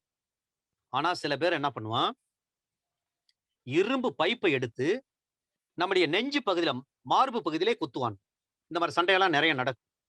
அல்லது அடிச்சிருப்பாங்க. அப்ப அவருக்கு என்ன ஆகும்னா, அல்லது பின்மண்டையில அடிச்சிருப்பாங்க. மூளைக்கு போற நரம்புல ரத்தம் கட்டிட்டு கோமா ஸ்டேஜ் கூட போகலாம். கொஞ்ச நாள் கழிச்சு கோமா ஸ்டேஜ்க்கு போகலாம். அதுவரையிலும் அப்படியே நார்மலா நடந்து வந்துட்டே இருப்பாரு. எப்படி இந்த பர்னிங் இருக்கு பாருங்க. இந்த தீ காயம் இருக்கு பாருங்க. தீ காயம் 60% மேல போயிட்டாவே காப்பாத்துறது கொஞ்சம் கஷ்டம். கண்டிப்பா கஷ்டம். நல்லா 10 நாள் ஹாஸ்பிட்டல்ல இருப்பாங்க பேஷண்டா. நம்மகிட்ட நல்லா பேசுவாங்க, சிரிப்பாங்க, எல்லாம் பண்ணுவாங்க. அவங்களுக்கு வலி எல்லாம் இருக்காது. உடம்புல ஒரு துளி கூட வலி இருக்காது. ஏன்னா, ஒரு குறிப்பிட்ட அளவிற்கு தீக்காயம் உடம்புல ஏற்பட்டுருச்சுன்னு சொன்னா, 60% வந்துருச்சு. அப்ப அந்த தசையெல்லாம் வலியே இருக்காது. வலி இல்லாம அப்படியே ஃப்ரீயா இருப்பாங்க. நம்மகிட்ட நல்லா பேசுவாங்க, சிரிப்பாங்க, சாப்பிடுவாங்க. ஆனா தண்ணி தாகம் அதிகமா இருக்கும் அவங்களுக்கெல்லாம். அப்ப நம்ம தண்ணி குடுக்கவே கூடாது. டாக்டரும் அட்வைஸ் பண்ணுவாங்க. இந்த தீக்காயத்துல பாதிக்கப்பட்டவர்கள் தண்ணி குடுக்காதீங்கன்னு தான் சொல்லுவாங்க. ஆனா கொஞ்ச நாள் கழிச்சு பார்த்தீங்கன்னா, நல்லா பேசாம அப்படியே சடனா இறந்து போயிடுவாங்க. நொடி பொழுதுல உயிர் போயிடும். நல்லா பேசிட்டே இருப்பாங்க. அப்படியே சடனா இறந்துருவாங்க. அந்த மாதிரி இந்த சண்டையில வந்து சில பேர் அடிச்சிருப்பாங்க. கொஞ்ச நேரம் நல்லா இருக்கிற மாரி தெரியும். பிறகு பார்த்தா அது பெரிய வேல குடுத்துரும். ஆனா வெளியில வெளிப்புற காயங்கள் எதுவுமே இருக்காது. ஆனா இந்த எதிர் பார்ட்டி என்ன பண்ணுவாரு, உடம்பெல்லாம் காயமா இருக்கும். "இதோ பாருங்க இங்கலாம் அடிச்சுட்டான். இங்கலாம் கத்தியால வெட்டிட்டான், கிழிச்சுட்டான். பிளேடால இந்த மாரி பண்ணிட்டான் சார். நீங்க அவன் பேர்ல கேஸ் போடுங்கன்னு" கேட்க முடியாது. அந்த காயங்கள வைத்து நீங்கள் எந்த ஒரு வழக்கும் பதிவு செய்யக்கூடாது. காயத்தினுடைய தன்மைய வைத்து பதிவு செய்ய வேண்டிய அவசியம் உங்களுக்கு போலீஸுக்கு கிடையாது. போலீஸும் பதிவு செய்யக்கூடாது. காரணம் என்னவென்று சொன்னால், police officer is not an expert. Under section 45 of Indian evidence act படி, Indian evidence act 1872 under section 45 படி police officer is not a expert. அவர் வந்து ஒண்ணும் எக்ஸ்பர்ட் கிடையாது. அவர் குடுக்குற ஒப்பீனியன் வந்து எக்ஸ்பர்ட் ஒப்பீனியன் கிடையாது. இத்தனை காயம் இருந்து உடம்புல, அதனால தான் அவர் மேல நான் கேஸ் போட்டேன் அப்படின்னு போலீஸ் சொல்ல முடியாது. போலீஸ் சொல்றான்னு சொன்னா அவர் எக்ஸ்பர்ட்டா இருக்கும் பட்சத்தில் தான் ஏற்றுக்கொள்ளப்பட முடியும். அவர் எக்ஸ்பர்ட் கிடையாது. அதனால தான் கேஸ் போடாதீங்கன்னு சொல்றேன். காயங்களுடைய எண்ணிக்கை வைத்து நீங்க கணக்கு போடாதீங்க. யார் அக்ரஸர்ன்னு நீங்க முடிவு பண்ணாதீங்க. டாக்டர் சொல்லட்டும் அது. இந்த கேஸஸ் கவுண்டர் கேஸஸ் பொறுத்தவரை not to refer both cases. 2 கேஸும் நெகட்டிவ் ரிப்போர்ட்னு சொல்லி நீங்க கோர்ட்டுக்கு அனுப்பாதீங்க. நெகட்டிவ் ரிப்போர்ட்னா ஐபிசில அண்டர் செக்ஷன் 76 அண்ட் 79 மறக்கவே கூடாது. சில ரிப்போர்ட் நம்ம குடுக்குறோம்னு சொன்னா அந்த ரிப்போர்ட்ல தெளிவா சொல்லியிருப்பாங்க.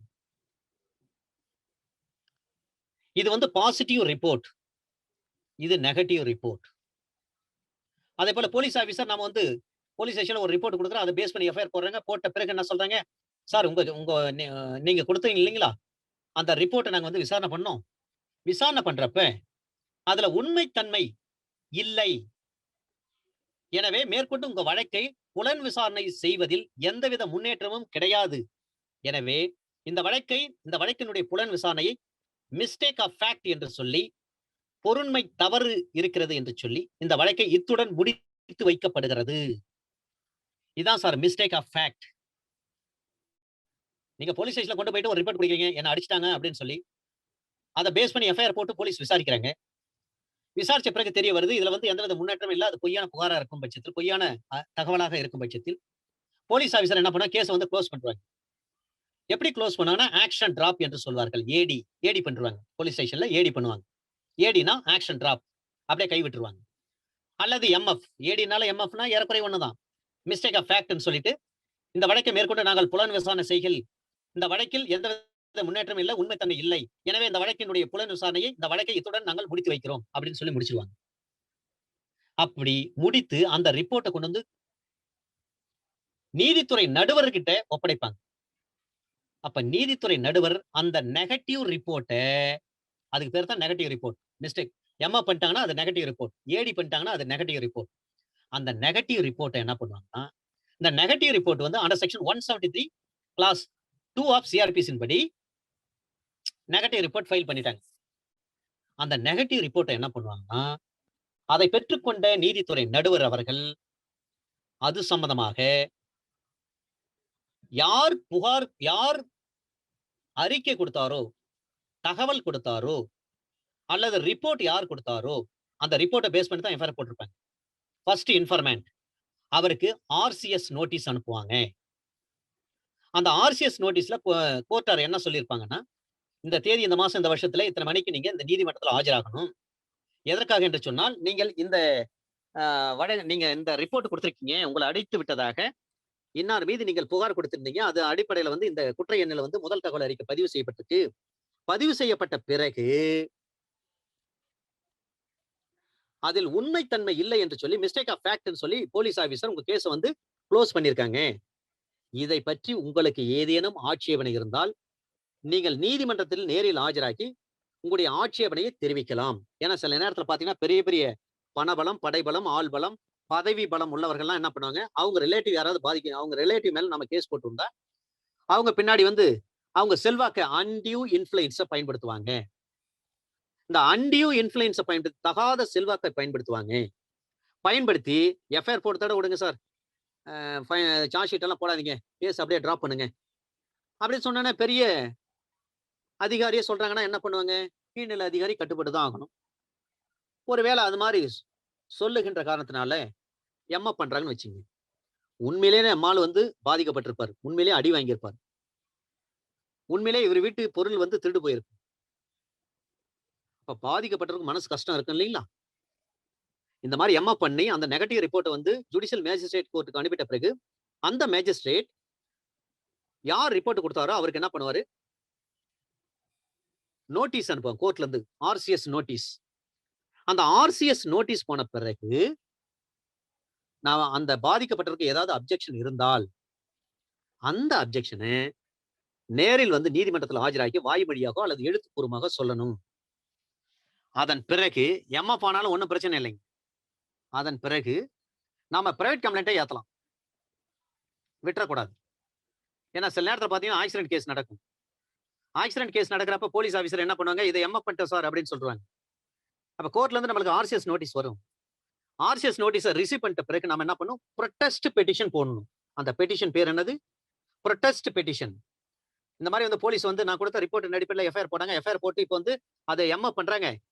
அது எம்மா பண்றது வந்து தவறு. நான் கொடுத்த ரிப்போர்ட் வந்து உண்மையான சம்பவம் நடந்த உண்மை. போலீஸ் வந்து சரிவர விசாரணை பண்ணல. போலீஸ் வந்து எதிரிகளுக்கு சாதகமாக இந்த ரிப்போர்ட் நெகட்டிவ் ரிப்போர்ட் வந்து தாக்கல் பண்ணிருக்காங்க. எனவே அந்த நெகட்டிவ் ரிப்போர்ட்டை நான் கடுமையா வந்து ஐ அம் ஸ்ட்ராங்லி அப்ஜெக்ட் அப்படின்னு சொல்லிட்டு நாம ப்ரொடெஸ்ட் பெட்டிஷனை ஃபைல் பண்ணணும். எதிர்ப்பு தெரிவிக்கணும். அது மட்டுமல்ல, முன்னாள் அமைச்சர் சி.வி. சண்முகம், முன்னாள் சட்டத்துறை அமைச்சர், அவர் சம்பந்தப்பட்ட ஒரு வழக்கும் இந்த இந்த விஷயத்துக்கு பொருந்தும். அது வந்து 173 கிளாஸ் 8 ஆஃப் சிஆர்பிசி ஃபர்தர் இன்வெஸ்டிகேஷனுக்கு அந்த வழக்கு மிக முக்கியமான வழக்கு. நான் பிறகு சொல்றேன். எனவே இந்த மிஸ்டேக் ஆஃப் ஃபேக்ட்னு சொல்லிட்டு நெகட்டிவ் ரிப்போர்ட் கொடுத்துட்டாங்கன்னு சொன்னா விட்டுறக்கூடாது. நாம தான் டிஃபென்ஸ் கவுன்சில். சார் உங்களுக்கு கோர்ட்ல இருந்து ஆர்சிஎஸ் நோட்டீஸ் வரும். அதை எடுத்துட்டு வாங்க. நான் ப்ரொடெஸ்ட் பெட்டிஷன் வந்து போடுறேன் கோர்ட்ல. மேஜிஸ்ட்ரேட் கோர்ட்ல ப்ரொடெஸ்ட் பெட்டிஷன் போடுறேன். அதன் பிறகு நான் 200 சிஆர்பிசில அப்படியே பிரைவேட் கம்ப்ளைண்டா நான் எடுத்துடுறேன். நீங்க ஒண்ணும் கவலைப்படாதீங்க. போலீஸ் எம்மா பண்ணாலும் நான் விட மாட்டேன் அந்த கேஸ் அப்படின்னு நாம நம்முடைய லிட்டிகன்ட்டுக்கு, நம்முடைய கிளையண்ட்டுக்கு நாம தெளிவாக சொல்ல வேண்டும். அது மட்டுமல்ல, இது மாதிரி கேஸ்ல சக்சஸ் பண்ணி கொடுத்தாதான் சார் அந்த கிளையண்ட் என்ன பண்ணும், 10 கிராமத்துல போய் சொல்லுவாங்க. அவங்க தெரிஞ்ச இடத்துல எல்லாம் சொல்லுவாங்க, வக்கீல்னா இவர்தான் வக்கீல். எனக்கு அருமையா அந்த கேஸ் நடத்தி கொடுத்தாரு. போலீஸே வந்து கேஸ் ஒண்ணுன்னு சொல்லி முடிச்சிட்டாங்க, ஏமா பண்ணிட்டாங்க. ஆனா இவர்கிட்ட வந்து சொன்னேன். இவர் ஆஜராகி ப்ரொடெஸ்ட் பெட்டிஷன் போட்டாரு. எனக்கு ஆர்சிஎஸ் நோட்டீஸ் வந்தது. அதை எடுத்து போய் வக்கீல்கிட்ட கொடுத்தேன். கோர்ட்ல ஆஜரா சொன்னார். அவர் சொல்லி கொடுத்த மாதிரி நானும் கோர்ட்ல சொன்னேன். எனக்கு ப்ரொடெஸ்ட் பெட்டிஷன் போட்டாருங்க. அது இல்லாம 200 சிஆர்பிஸ்ல கேஸ் எடுத்துட்டாரு. கேஸ் எடுத்து சக்சஸா நடத்தி கொடுத்துட்டாருங்க. அப்படின்ட்டு நமக்கு ஒரு நல்ல பேர் கிடைக்கும். நல்ல ஃபீஸ் கிடைக்கும். முதல்ல நேம் தான் சார் முக்கியம். நேம் வந்துட்டாவே எல்லாமே நம்ம கிட்ட வந்துரும். நல்ல வழக்கறிஞர் என்று இருக்க வேண்டும். ஆனால் என்னை பொறுத்தவரை வழக்குரைஞராக இருக்க வேண்டும். வழக்கறிஞர்னா சட்டம் பற்றி தெரிந்தவர் வழக்கறிஞர். வழக்குரைஞர் என்றால் நீதிமன்றத்தில் அந்த சட்டத்தை எடுத்து கையாளக்கூடியவர், சட்டத்தை அந்த கேஸ் நடத்துறவர்னு அர்த்தம். நல்ல ஒரு வழக்குரைஞராக இருக்க வேண்டும். வழக்கறிஞராகவும் இருக்க வேண்டும். அதைவிட மிகச் சிறந்த வழக்குரைஞராக இருக்க வேண்டும். அடுத்த பாயிண்ட் சார். இந்த 588 capital A order number 588 capital A பாத்தீங்கன்னா case and counter case. Second point, not to charge both the case. 2 கேஸையும் எம்மா பண்ணிட்டீங்கன்னு சொன்னா அதுவும் தப்பு. 2 கேஸுக்கு நீங்க சார்ஜ் பண்றீங்கன்னு சொன்னா அதுவும் தப்பு. அதுவும் செய்யாதீங்க. அப்ப என்னதான் செய்யறது? தேர்ட் பாயிண்ட், 107 சிஆர்பிசியும் செய்யக்கூடாது. அதை போலவே 160 ஐபிசியும் செய்யாதே. 107 எதை பற்றி பேசுகிறது? ஒரு நபர் பப்ளிக் டிராங்குலிட்டிக்கு, லா அண்ட் ஆர்டருக்கு, ஒரு பீஸ்ஃபுல்லா இருக்கு ஒரு சமூகம், அமைதியா வாழ்றாங்க. அந்த அமைதி சூழ்நிலையை சீர்குலைய செய்கிற ஒரு நபர் இருக்கிறார்னு சொன்னா, அல்லது இவர் லா அண்ட் ஆர்டர் சீர்குலைப்பு செய்து விடுவார் என்று நம்புவதற்கு காரணம் இருக்கும் பட்சத்தில் அந்த நபர் மீது 107 சிஆர்பிசி ப்ரொசீடிங்ஸ்ல 107ல எஃப்ஐஆர் ஃபைல் பண்ணுவாங்க. அப்ப 107 ப்ரொசீடிங்ஸ் இனிஷியேட் பண்ணுவாங்க. இனிஷியேட் பண்ணப்பட்ட பிறகு எஃப்ஐஆர் சப் கலெக்டர் ஆபீஸ் போகும், கோட்டாட்சியர். சப் கலெக்டருடைய கோர்ட்ல தான் அது நடக்கும். அப்ப நடக்கின்ற பொழுது சப் கலெக்டர் என்ன சொல்லுவாரு? நீங்க 1 வருஷத்துக்கு எந்தவித பிரச்சனையும் பண்ணக்கூடாது. லா அண்ட் ஆர்டர் பிரச்சனை உங்களால வரவே கூடாது. அப்ப 1 வருஷத்துக்கு நீங்க என்ன பண்ணணும்? பெயில் பாண்ட் எழுதி கொடுங்க. பாண்ட் எழுதி கொடுத்துட்டு போங்க. 2 சூரிட்டி கூட்டு வாங்க, பாண்ட் எழுதி கொடுங்கன்னு கேட்பாங்க. அப்ப நாம கவுன்சில் அப்பீர் ஆவறன்னு சொன்னா நாம விடவே கூடாது. சில நேரங்கள்ல 107 போட்டாலும் விடக்கூடாது. அதை சேலஞ்ச் பண்ண கத்துக்கணும். அப்ப சப் கலெக்டர் ஆபீஸ்ல, சப் கலெக்டர் ஆபீஸ் கோர்ட்ல நம்ம ஆஜராகி நம்ம என்ன செய்யணும்னா, முதல்ல ஒரு வக்காலத்து போட்டுணும். வக்காலத்து போட்டு அப்ப சப் கலெக்டர் கேட்பாரு, சார் 2 சூரிட்டி கொடுக்க சொல்லுங்க சார். ஒவ்வொரு அக்யூஸ்ட் 7 அக்யூஸ்ட் இருக்காங்க, 10 அக்யூஸ்ட் இருக்காங்க. ஆளுக்கு 2 சூரிட்டி கொடுங்க. சூரிட்டி கொடுத்து பெயில் பாண்ட் நீங்க எக்ஸிக்யூட் பண்ணாதான் நான் விடுவேன்னு சொல்லுவார் சப் கலெக்டர். அப்ப நாம என்ன சொல்லணும்? சப் கலெக்டர் தானே நடுவர், நிர்வாகத்துறை நடுவர். ஆகவே நிர்வாகத்துறை நடுவர் நீதிமன்றத்தில் நடக்கக்கூடிய அந்த வழக்கை லேஸ்ல விட்டுறக்கூடாது. விஷயம் தெரிஞ்ச கவுன்சில், கிரிமினல் சைடு நல்ல விஷயம் தெரிஞ்சவங்க விடக்கூடாது. அப்ப என்ன செய்யலாம்னா, வக்காலத்தை போட்டுட்டு நாம பேசணும் சப் கலெக்டர்கிட்ட. Sir, I am contesting this case. நான் அந்த வழக்கை கண்டெஸ்ட் பண்ண போறேன். 107 ப்ரொசீடிங்ஸ் என் கட்சிக்கார் மீது போட்டது தப்பு. போலீஸ் 107ல எஃப்ஐஆர் போட்டது தப்பு. எங்க ஆளால எந்தவித லா அண்ட் ஆர்டர் பிரச்சனை இதுக்கு முன்பாகவோ இதுக்கு பின்பாகவோ வந்ததே கிடையாது. போலீஸ் வேணுமனே ஃபேப்ரிகேட் பண்ணிருக்காங்க. Police officer has been foisted the FIR against my accused அப்படின்னு சொல்லணும். Police officer has been foisted the FIR against the accused. எனவே therefore I am ready to contest the case. So I am not ready to give the surety அப்படின்னு சொல்லணும். Bail bond நான் எதுக்கு sir bail bond நான் எழுதி கொடுக்கணும்? நான் தான் வக்காலத்து போட்டேன் இல்லைங்களா? நீங்க ட்ரையல் ஃபிக்ஸ் பண்ணுங்க, நான் கேஸ் கண்டெஸ்ட் பண்றேன் அப்படின்னு சொல்லுவாங்க. ஆனா இதுக்கு இடையில என்ன நடக்குன்னா, 107 போட்ட உடனே அந்த போலீஸ் என்ன பண்ணுவாரு? 2 ஜாமீன்தார் கூட்டு நீ நேரா அங்க வந்துடணும் கலெக்டர் ஆபீஸ், சப் கலெக்டர் ஆபீஸ்க்கு. இல்லைன்னா உன்னை அங்கேயே ரிமாண்ட் பண்ணிருவாங்க. இந்த மாதிரி சொல்லி போலீஸ் என்ன பண்ணுவாங்க? இந்த அக்யூஸ்ட் எல்லாம் மிரட்டுவாங்க. அக்யூஸ்ட் என்ன பண்ணாங்க? நாம எதுக்கு வீணா போலீஸை பகைச்சிக்கணும்? தேவையில்லாத வேலை நமக்கு. நம்ம அடுத்தடுத்து போலீஸ் ஸ்டேஷன் போக வேண்டியது சூழ்நிலை ஏற்பட்டுரும். போலீஸ் சொல்றதை நாம கேர் பண்ணுவாங்க. ஆனா சில லிட்டிகண்ட் என்ன பண்ணுவாங்க? 107 போட்டதே தப்பு. நான் எதுக்கு 2 ஜாமீன்தாரை கூட்டு வரணும்? சார், நான் ஜாமீன்தார் கூட்டு வர மாட்டேன் சார். நான் கோர்ட்ல ஆஜராகணும் சார். நீங்க கேஸ் நடத்துங்க சார் அப்படின்னு சொல்லுவாங்க பாருங்க. தைரியமா கேஸ நடத்துங்க. ஆனா நம்ம அட்வொகேட்ஸ் எல்லாம் பெரும்பாலும் மோஸ்ட் ஆஃப் த அட்வொகேட்ஸ் என்ன பண்ணுவாங்கன்னா, 107 போட்டாங்களா, 106 போட்டாங்களா, 110 போட்டாங்களா, 109ல போட்டாங்களா, சரி ஆளுக்கு 2 ஜாமீன்தார் கூட்டு நீங்க நேரம் அங்க வந்துருங்க. அவங்கவுங்க ஆதார் கார்டு எடுத்துட்டு வாங்க, ரேஷன் கார்டு எடுத்துட்டு வாங்க, ஃபேமிலி கார்டு செராக்ஸ் எடுத்துட்டு வாங்க, எல்லாம் ஒரிஜினல் கையில வச்சுங்க, போட்டோ எடுத்துட்டு வாங்க அப்படின்னு சொல்லுவாங்க. நாம அது மாதிரி செய்யக்கூடாது சார். ஏன்னா இந்த 107ஓ இல்ல 110ஓ 109ஓ இந்த மாதிரி கேஸ் போடுறாங்கன்னா சில நேரங்கள்ல பட்டதாரிகள் இருப்பாங்க. படிச்ச கிராஜுவேட் மேல கூட சில நேரத்துல கேஸ் இருக்கு சார். அப்ப இந்த கேஸ் வந்து அவங்க வந்து ஜாமீன் எழுதி கொடுக்குறாங்கன்னா என்ன அர்த்தம்? இம்ப்ளைட்லி he has been admitted as guilty himself. அதுதான் அர்த்தம். he has been admitted the offense ன்னு அர்த்தம். அப்ப நீங்க ப்ரொபேஷன் ஆஃப் அஃபெண்டர்ஸ் ஆக்ட் நீங்க வந்து செக்ஷன் 3 செக்ஷன் 4 இங்க மேட் அவுட் ஆகாது. அதனால்தான் படித்திருக்கிற பட்டதாரிகளை காப்பாற்ற வேண்டிய சூழ்நிலை இருக்கும் பட்சத்தில் நீங்க பெயில் பாண்டை எக்ஸிக்யூட் பண்ணாதீங்க. நீங்க என்ன பண்ணுங்கன்னா வக்காலத்தை மட்டும் ஃபைல் பண்ணிட்டு சார் கேஸ் நாங்க கண்டெஸ்ட் பண்றோம், நீங்க வந்து ஃபிக்ஸ் ஆன் டேட், ட்ரையல் வந்து என்னைக்குன்னு ஃபிக்ஸ் ஆன் டேட் சொல்லுங்க, ஃபிக்ஸ் பண்ணி டேட் சொல்லுங்க அப்படின்னு கேளுங்க. கேட்டுட்டு கேஸை நடத்தணும். சப்கோர்ட் அதாவது சப் கலெக்டர் கோர்ட்ல நம்ம கேஸ் அழகா கண்டெஸ்ட் பண்ணணும் சார். ஏன்னா சில பேருக்கு வந்து அந்த நேரத்துல தான் கவர்மெண்ட் வேலை வரும். கவர்மெண்ட் வேலை வர நேரத்துல அவர் பேர்ல எஃப்ஐஆர் இருந்தா நல்லா இருக்குமா? அப்ப நம்ம கேஸ் நடத்தி விடுதலை வாங்கியிருந்தா அந்த விடுதலை எப்படி இருக்கணும்? ஹானரபிள் அக்யூட்டலா இருக்கணும், கௌரவ விடுதலையா இருக்கணும். பெனிஃபிட் ஆஃப் டவுட்ல வந்து விடுதலை வாங்கக்கூடாது. சந்தேகத்தின் பலனை எதிரிக்கு அளித்து இந்த வழக்கிலிருந்து விடுதலை செய்கிறேன் அந்த மாதிரி அக்யூட்டல் இருந்தா கவர்மெண்ட் வேலைக்கு பொருந்தாது. சுப்ரீம் கோர்ட் ஜட்ஜ்மெண்ட் இருக்கு, ஒரு 4-5 ஜட்ஜ்மெண்ட், அதை நான் பிறகு கிளாஸ்ல உங்களுக்கு தரேன். அப்ப நீங்க வாங்கக்கூடிய அக்யூட்டல் எப்படி இருக்க வேண்டும்? ஹானரரி அக்யூட்டல், கௌரவ விடுதலை. நம்ம ஆர்குமெண்ட் பண்றோம், ஆர்குமெண்ட் பண்றப்பவே சொல்லிடணும். தமிழ்ல நல்லா பண்ணுங்க சார், தாய்மொழியில அழகா பேசலாம் சார், வெக்கப்படாதீங்க சார். சபார்டினேட் கோர்ட்டை பொறுத்தவரையிலும் தாய்மொழி தான் சார். இங்கிலீஷ் நல்லா புலமையா தெரிந்தால் இங்கிலீஷ்ல நீங்க ஆர்கியூ பண்ணுங்க, வரவேற்கிறேன். இங்கிலீஷ் தெரியல அதுக்காக வெக்கப்படாதீங்க, நீங்க தமிழ்லே பேசுங்க. ஜட்ஜஸ் எல்லாம் உங்களை என்கரேஜ் தான் பண்ணுவாங்க. எந்த ஒரு ஜட்ஜும் டிஸ்கரேஜ் பண்ணவே மாட்டாங்க, பண்ணதும் கிடையாது. நான் 100% வந்து சேலஞ்ச் பண்ணுவேன். நீதிபதிகள் வழக்கறிஞர்களை என்கரேஜ் தான் பண்ணுவாங்க தவிர டிஸ்கரேஜ் பண்ண மாட்டாங்க. அதே போல ஜூனியர் வழக்கறிஞர் தான் ரொம்ப பிடிக்கும், அதிகமா பிடிக்கும். ஏன்னா ஜூனியர்களுக்கு தான் நிறைய கோர்ட் என்ன பண்ணுவாங்க, என்கரேஜ் பண்ணிட்டே இருப்பாங்க. உனக்கு கிராஸ் பண்ண தெரியாட்டாலும் பரவாயில்ல, ஜட்ஜ் மேல இருந்து சொல்லுவார், மேஜிஸ்ட்ரேட் சார் கிராஸ் பண்ணுங்க சார், உங்களுக்கு என்ன தெரியுமா பண்ணுங்க சார், தைரியமா பண்ணுங்க சார், பண்ணுங்க சார், பாத்துக்கலாம் சார். இந்த மாதிரி வார்த்தையை தான் சொல்லுவாங்க, பாசிட்டிவான வேர்ட்ஸ் தான் பயன்படுத்துவாங்க ஜட்ஜஸ் எல்லாம், மேஜிஸ்ட்ரேட் எல்லாம். அதனால பயப்படாதீங்க, நல்லா தைரியமா கேஸ் நடத்துங்க. நீங்க கேஸ் நடத்துறது ஐயோ மற்ற வக்கீல்லாம் பார்த்து நம்மளை பார்த்து சிரிச்சிருவாங்களோ அப்படின்னு வெக்கப்படாதீங்க சார். ஹெசிடேட்டே, அந்த ஹெசிடேஷனே இருக்கக்கூடாது, தயக்கமே இருக்கக்கூடாது. தைரியமே பேசுங்க, அதுவும் போல்டா பேசணும், சத்தமா பேசணும். அந்த சத்தமா பேசுறதுல நிறைய விஷயம் இருக்கு சார்.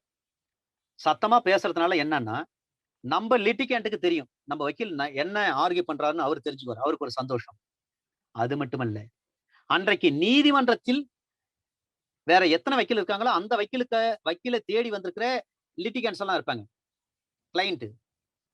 அந்த கிளைண்ட் தெரிஞ்சுக்குவாங்க, இந்த வக்கீல் இவ்வளவு சவுண்டா நடத்துறாரு, நல்லா நடத்துறாரு கேஸ் அப்படின்ட்டு. அவங்களே என்ன பண்ணுவாங்க, அதெல்லாம் காதால கேட்டு கண்ணால பார்த்து சந்தோஷப்பட்டு இன் ஃபியூச்சர் இல்ல அடுத்த டைமே சில பேர் என்ன பண்ணுவாங்க, கேஸே சார் இப்படி ஒரு கேஸ் இருக்கு, இந்த கேஸ் நீங்க தான் சார் நடத்தி கொடுக்கணும் அப்படின்ட்டு நிறைய கேஸ் நம்ம தேடி வரும். இந்த பிரீஃப்ஸ் எல்லாம் சில நேரங்கள் இப்படிதான் வரும் சார். அதனால தைரியமா நடத்துங்க, தமிழை பற்றி வெக்கப்படாதீங்க, தைரியமா தமிழ்ல கேஸ் நடத்துங்க, போல்டா நடத்துங்க. தெரியாட்டாலும் ஜட்ஜி கிட்ட சொல்லுங்க, ஐயா இது எனக்கு தெரியலங்க அப்படின்னா ஜட்ஜி அந்த மாதிரி இல்லாத தெரியாத பட்சத்தில் ஜட்ஜே சொல்லி கொடுப்பாங்க. கவலையே படக்கூடாது, பயப்படக்கூடாது, நம்ம ஜூனியரு நினைக்காதீங்க சார். ஒரு விஷயம் நல்லா புரிஞ்சுங்க, ஆலமரத்தின் கீழே இருக்கக்கூடிய எந்த ஒரு தாவரங்களும் வளராது. ஆலமர நிழல்ல இருக்கக்கூடிய வெளியில வந்தாதான் நீங்க வளர முடியும். கடைசி வரல சீனியர் சீனியர் சீனியர்னே நீங்க இருக்கணும். சீனியருக்கும் நம்ம மரியாதை கொடுக்கணும், அவங்க வயசுக்கு மரியாதை கொடுக்கணும், அவங்களுடைய அனுபவத்துக்கு மரியாதை கொடுக்கணும், அவங்களுடைய சட்ட அறிவுக்கு சட்ட புலமைக்கு மரியாதை கொடுக்கணும். அதை நான் தவறுன்னு சொல்லவில்லை. சீனியர் தான் முதல்ல, அப்புறம் தான் யாரா இருந்தாலும். அதே சமயத்துல சில பேர் 40 வருஷம் 30 வருஷம் ஜூனியராவே இருப்பாங்க சார். கட்டு எடுத்து படிக்க முடியாத அளவுக்கு எல்லாம் நிறைய பேர் இருப்பாங்க. கேஸ தனியா நடத்த முடியாத அளவுக்கு நிறைய பேர் இருக்கிறாங்க. நான் பார்த்திருக்கிறேன், அனுபவத்துல சொல்றேன். அதனால நல்ல நிறைய சீனியர் சொல்லி கொடுப்பாங்க சார். நாம தான் கேட்கணும் சார். அழுவுற புள்ள தான் பால் குடிக்கும். நீங்க தான் எனக்கு தெரியல சார், எனக்கு சொல்லிக் கொடுங்க சார் அப்படின்னு சொன்னாதான் சொல்லுவாங்க.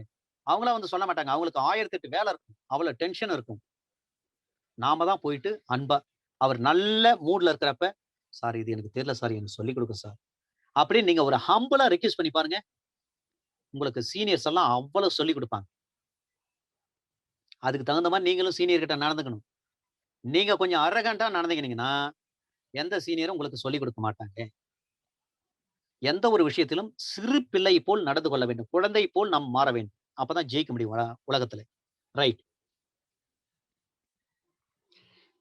அண்டர் ஆர்டர் 588 கேபிட்டல் ஏல கேசஸ் அண்ட் கவுண்டர் கேசஸ் பத்தி சொல்றாங்க. இந்த கேசஸ் கவுண்டர் கேசஸ் பொறுத்தவரை 2 கேஸுமே வந்து எம்எஃப் பண்ணிட்டீங்கன்னா, நெகட்டிவ் ரிப்போர்ட் கொடுத்துட்டீங்கன்னா செல்லாது. 2 கேஸுக்கும் சார்ஜ் பண்ணிட்டீங்க, அதுவும் செல்லாது. 107 சிஆர்பிசி செய்யக்கூடாது. 160 ஐபிசி செய்யக்கூடாது.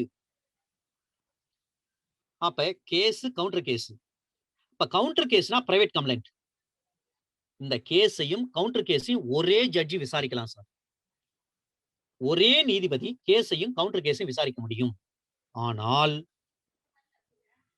ஒரே பிபி விசாரிக்க முடியாது. கேஸ் அதுக்கு தனி பிபியும், கவுண்டர் கேஸ் அதுக்கு தனி பிபியும் தான் இருக்கணும். கேஸையும் கவுண்டர் கேஸையும் ஒரே நீதிமன்றம், ஒரே நீதிபதி விசாரிக்கலாம். அதுல மாற்றம் கிடையாது. ஆனால் அந்த கேஸை நடத்தக்கூடிய அரசு தரப்பு வழக்கறிஞர் 2 கேஸுக்கு ஒரே வழக்கறிஞர் இருக்க முடியாது. கேஸுக்கு ஒரு கவர்மெண்ட் பிபியும், கவுண்டர் கேஸுக்கு ஒரு கவர்மெண்ட் பிபியும் தான் இருக்கணும். மிக முக்கியமான விஷயம். Under section 588 capital A, sorry, under order 588 capital ஏவுல பார்த்தீங்கன்னா சிஆர்பிசி அண்டர் செக்ஷன் 111 இருக்கு பாருங்க. CrPC under section 111, under section 311 அத பார்த்தீங்கன்னா 311 பெட்டிஷன் நம்ம போடுறோம். எதுக்காக 311 போடுவோம்? ஏற்கனவே விசாரிக்கப்பட்ட சாட்சியை மீண்டும் விசாரிக்க வேண்டும். அந்த நெசசிட்டி இருக்கிறது, தேவை இருக்கிறது. முக்கியமான பாயிண்ட்ஸ் இப்பதான் எங்களுக்கு கிடைச்சிருக்கு. அதனால வந்து previously அந்த விட்னஸ் வந்து டீபோஸ் பண்ணிருக்காரு. அவர் டெஸ்டிஃபைடு பண்ணிருக்காரு. Already he has been testified and who was stepped into the box before this honorable court. இப்பதான் new fact நாங்க கண்டுபிடிச்சிருக்கோம். We have found new fact with regard to the case. On the basis I have filed this petition before this honorable court may be considered to pass an order and thus render justice. இப்படின்னு சொல்லி நம்ம petition போடுறோம். அந்த petition 311 petition போட்ட பிறகு அந்த petition என்னவென்று சொல்வார்கள் என்று சொன்னால் இன்டர்லொகேட்டரி ஆர்டர். அந்த பெட்டிஷன் 311 வந்து அலோ ஆகுதுன்னா அது வந்து ஒரு ஐஏ என்று அர்த்தம். இடைக்கால உத்தரவு அல்லது இடையீட்டு உத்தரவு. அண்டர் செக்ஷன் 311 சிஆர்பிசின் படி ஒரு உத்தரவு பாஸ் ஆகுதுன்னா அது இன்டர்லொகேட்டரி ஆர்டர். அப்ப இன்டர்லொகேட்டரி ஆர்டர் இருக்குன்னு சொன்னா அண்டர் செக்ஷன் 397 சிஆர்பிசின் படி, அண்டர் செக்ஷன் 397 சப்செக்ஷன் 2 ஆஃப் சிஆர்பிசின் படி அங்க பார் இருக்கு. நீங்க ரிவிஷன் போக முடியாது. 2 வழக்குகள் இருக்கிறது. கெய்ஸ் வழக்கு ஒன்று இருக்கிறது. ஒன்ஸ் வந்து 311 போறீங்க, டிஸ்மிஸ் பண்ணிட்டாங்க ஜுடிஷியல் மேஜிஸ்ட்ரேட். உடனே அதை எடுத்து நீங்க அப்பீல் போகணும் டிஸ்ட்ரிக்ட் கோர்ட்டுக்கு அல்லது ரிவிஷன் போகணும் அப்படின்னு நினைக்காதீங்க சார். அதே கோர்ட்ல மீண்டும் 311 போடுங்க. அவங்க சொல்லுவாங்க இல்ல சார் நீங்க அப்பீல் தானே போகணும், இல்ல ரிவிஷன் தானே போக முடியும் அப்படின்னு சொன்னா அந்த நேரத்துல சொல்லுங்க நீங்க 311 சிஆர்பிசி பெட்டிஷன் வந்து ஒரு interlocutory order. Under section 397 subsection 2 of சிஆர்பிசின் படி அங்க பார் இருக்கு, தடை இருக்கு. எனவே எந்த நீதிமன்றம் டிஸ்மிஸ் பண்ணுதோ அதே நீதிமன்றத்துல மீண்டும் 311 பெட்டிஷன் போட முடியும். சார் என்ன சார் நீங்க சொல்றது? ஆமா சார். அப்ப நம்ம ஜட்ஜி கிட்ட சொல்லணும். Yes yes your honour, under section 397 subsection 2 of சிஆர்பிசின் படி பார் இருக்கு, தடை இருக்கு, பார்வே. அதனால இதே கோர்ட்ல போடலாம். இதற்கு எளிமையான எடுத்துக்காட்டு நாம மேஜிஸ்ட்ரேட்டுக்கு ஜட்ஜிக்கு புரிய வைக்கணும். நாம வந்து நீதிமன்றத்தை வந்து திருப்தி அடைய வைக்கணும். அப்ப என்ன சொன்னா, சார் பெயில் பெட்டிஷன் போட்டேன், டிஸ்மிஸ் ஆயிடுச்சு. அதன் பிறகு ரெண்டாவது செகண்ட் பெயில் பெட்டிஷன் இதே கோர்ட்ல தானே போட்டேன். அதை மட்டும் எப்படி நீங்க how did you entertain it? How did you numbered it? How did you entertain it? எப்படி நீங்க அதை ஏற்றுக்கினீங்க, எப்படி நம்பர் பண்ணீங்க? அப்ப அது என்ன ப்ரொவிஷன்? அதே மாதிரிதான் சார் இதுவும். அப்படின்னு சொல்லி நம்ம ஜட்ஜ் என்ன பண்ணணும், கன்வின்ஸ் பண்ணணும். கெய்ஸ் வழக்குல தெளிவாக சொல்லப்பட்டிருக்கு. அந்த ஜட்ஜ்மெண்ட் நான் பிறகு தருகிறேன். சிஆர்பிசி எடுக்கிறப்ப அதை பற்றி சொல்றேன். சரிங்க. அதே சிஆர்பிசில 107 போடுறேன். 107ல ஒரு உத்தரவு போட்டாங்கன்னா அது என்னது? அது ஃபைனல் ஆர்டர்.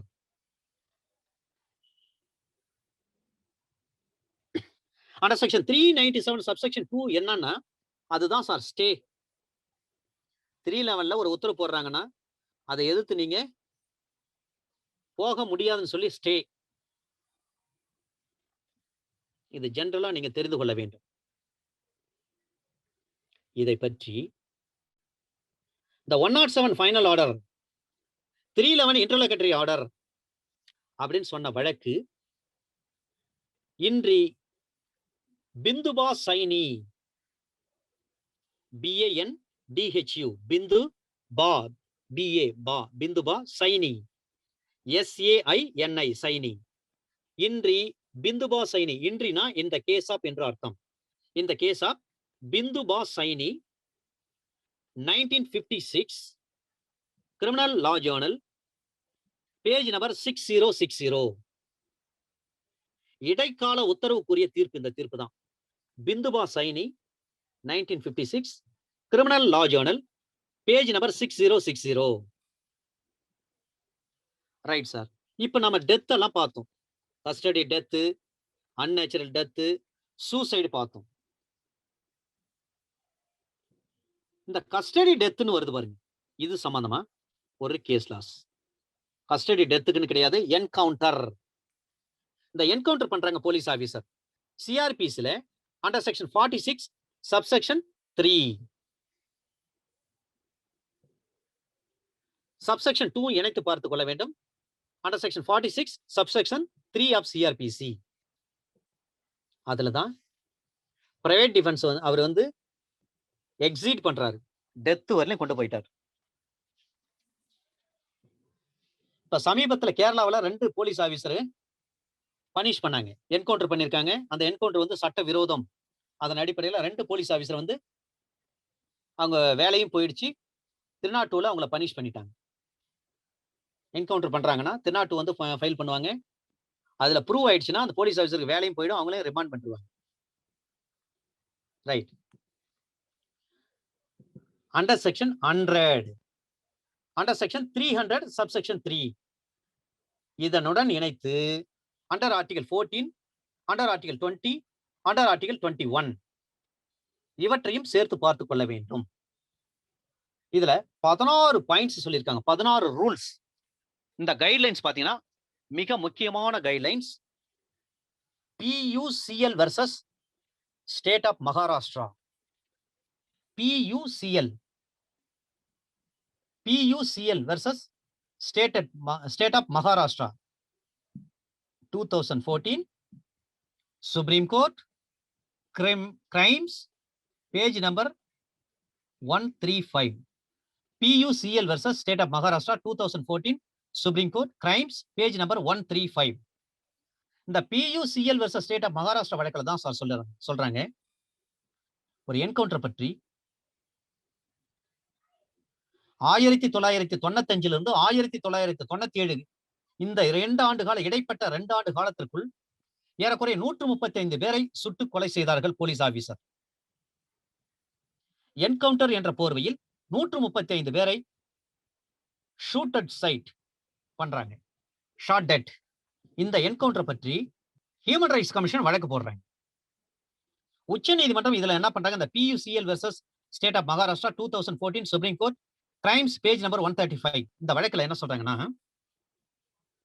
16 கைட்லைன் சொல்றாங்க. எப்படி DK பாஸ் வழக்குல சொல்றாங்களோ under section 41B of CRPC அதுல DK Basu, Dilip Kumar Basu versus state of West Bengal, அதுல ஒரு கைது செய்கின்ற பொழுது எந்தெந்த வகையான நடவடிக்கைகளை கடைபிடிக்க வேண்டும் என்பதை பற்றி 11 கைட்லைன் சொல்லியிருக்கிறாங்க. அதை போலவே இந்த PUCL versus state of Maharashtra 2014 supreme court crimes page number 135ல 16 கைட்லைன் சொல்லியிருக்காங்க, 16 பாயிண்ட்ஸ். என்கவுண்டர் பண்றீங்கன்னா அந்த 16 பாயிண்ட்ஸ் வந்து shall be followed by the police officer. இதை மீறி எது பண்ணாலும் குற்றம் சார். ஓகே ஃப்ரெண்ட்ஸ், மணி 8:59 9 போச்சு. இந்த போலீஸ் ஸ்டாண்டிங் ஆர்டர் பொறுத்தவரை மிக முக்கியமானது இதான் சார். இதிலிருந்து தான் கேள்விகள் வரும். இதை மீறி கேள்விகள் வராது. இருந்தாலும் இன்னும் ஒரு சில ஆர்டர்ஸ் வந்து நான் அடுத்த கிளாஸ்ல உங்களுக்கு சொல்றேன். மிக முக்கியமான ஆர்டர்ஸ் இது. நான் சொல்லப்பட்ட இந்த ஆர்டர் நம்பர் எல்லாம் தெளிவா பாத்துங்க.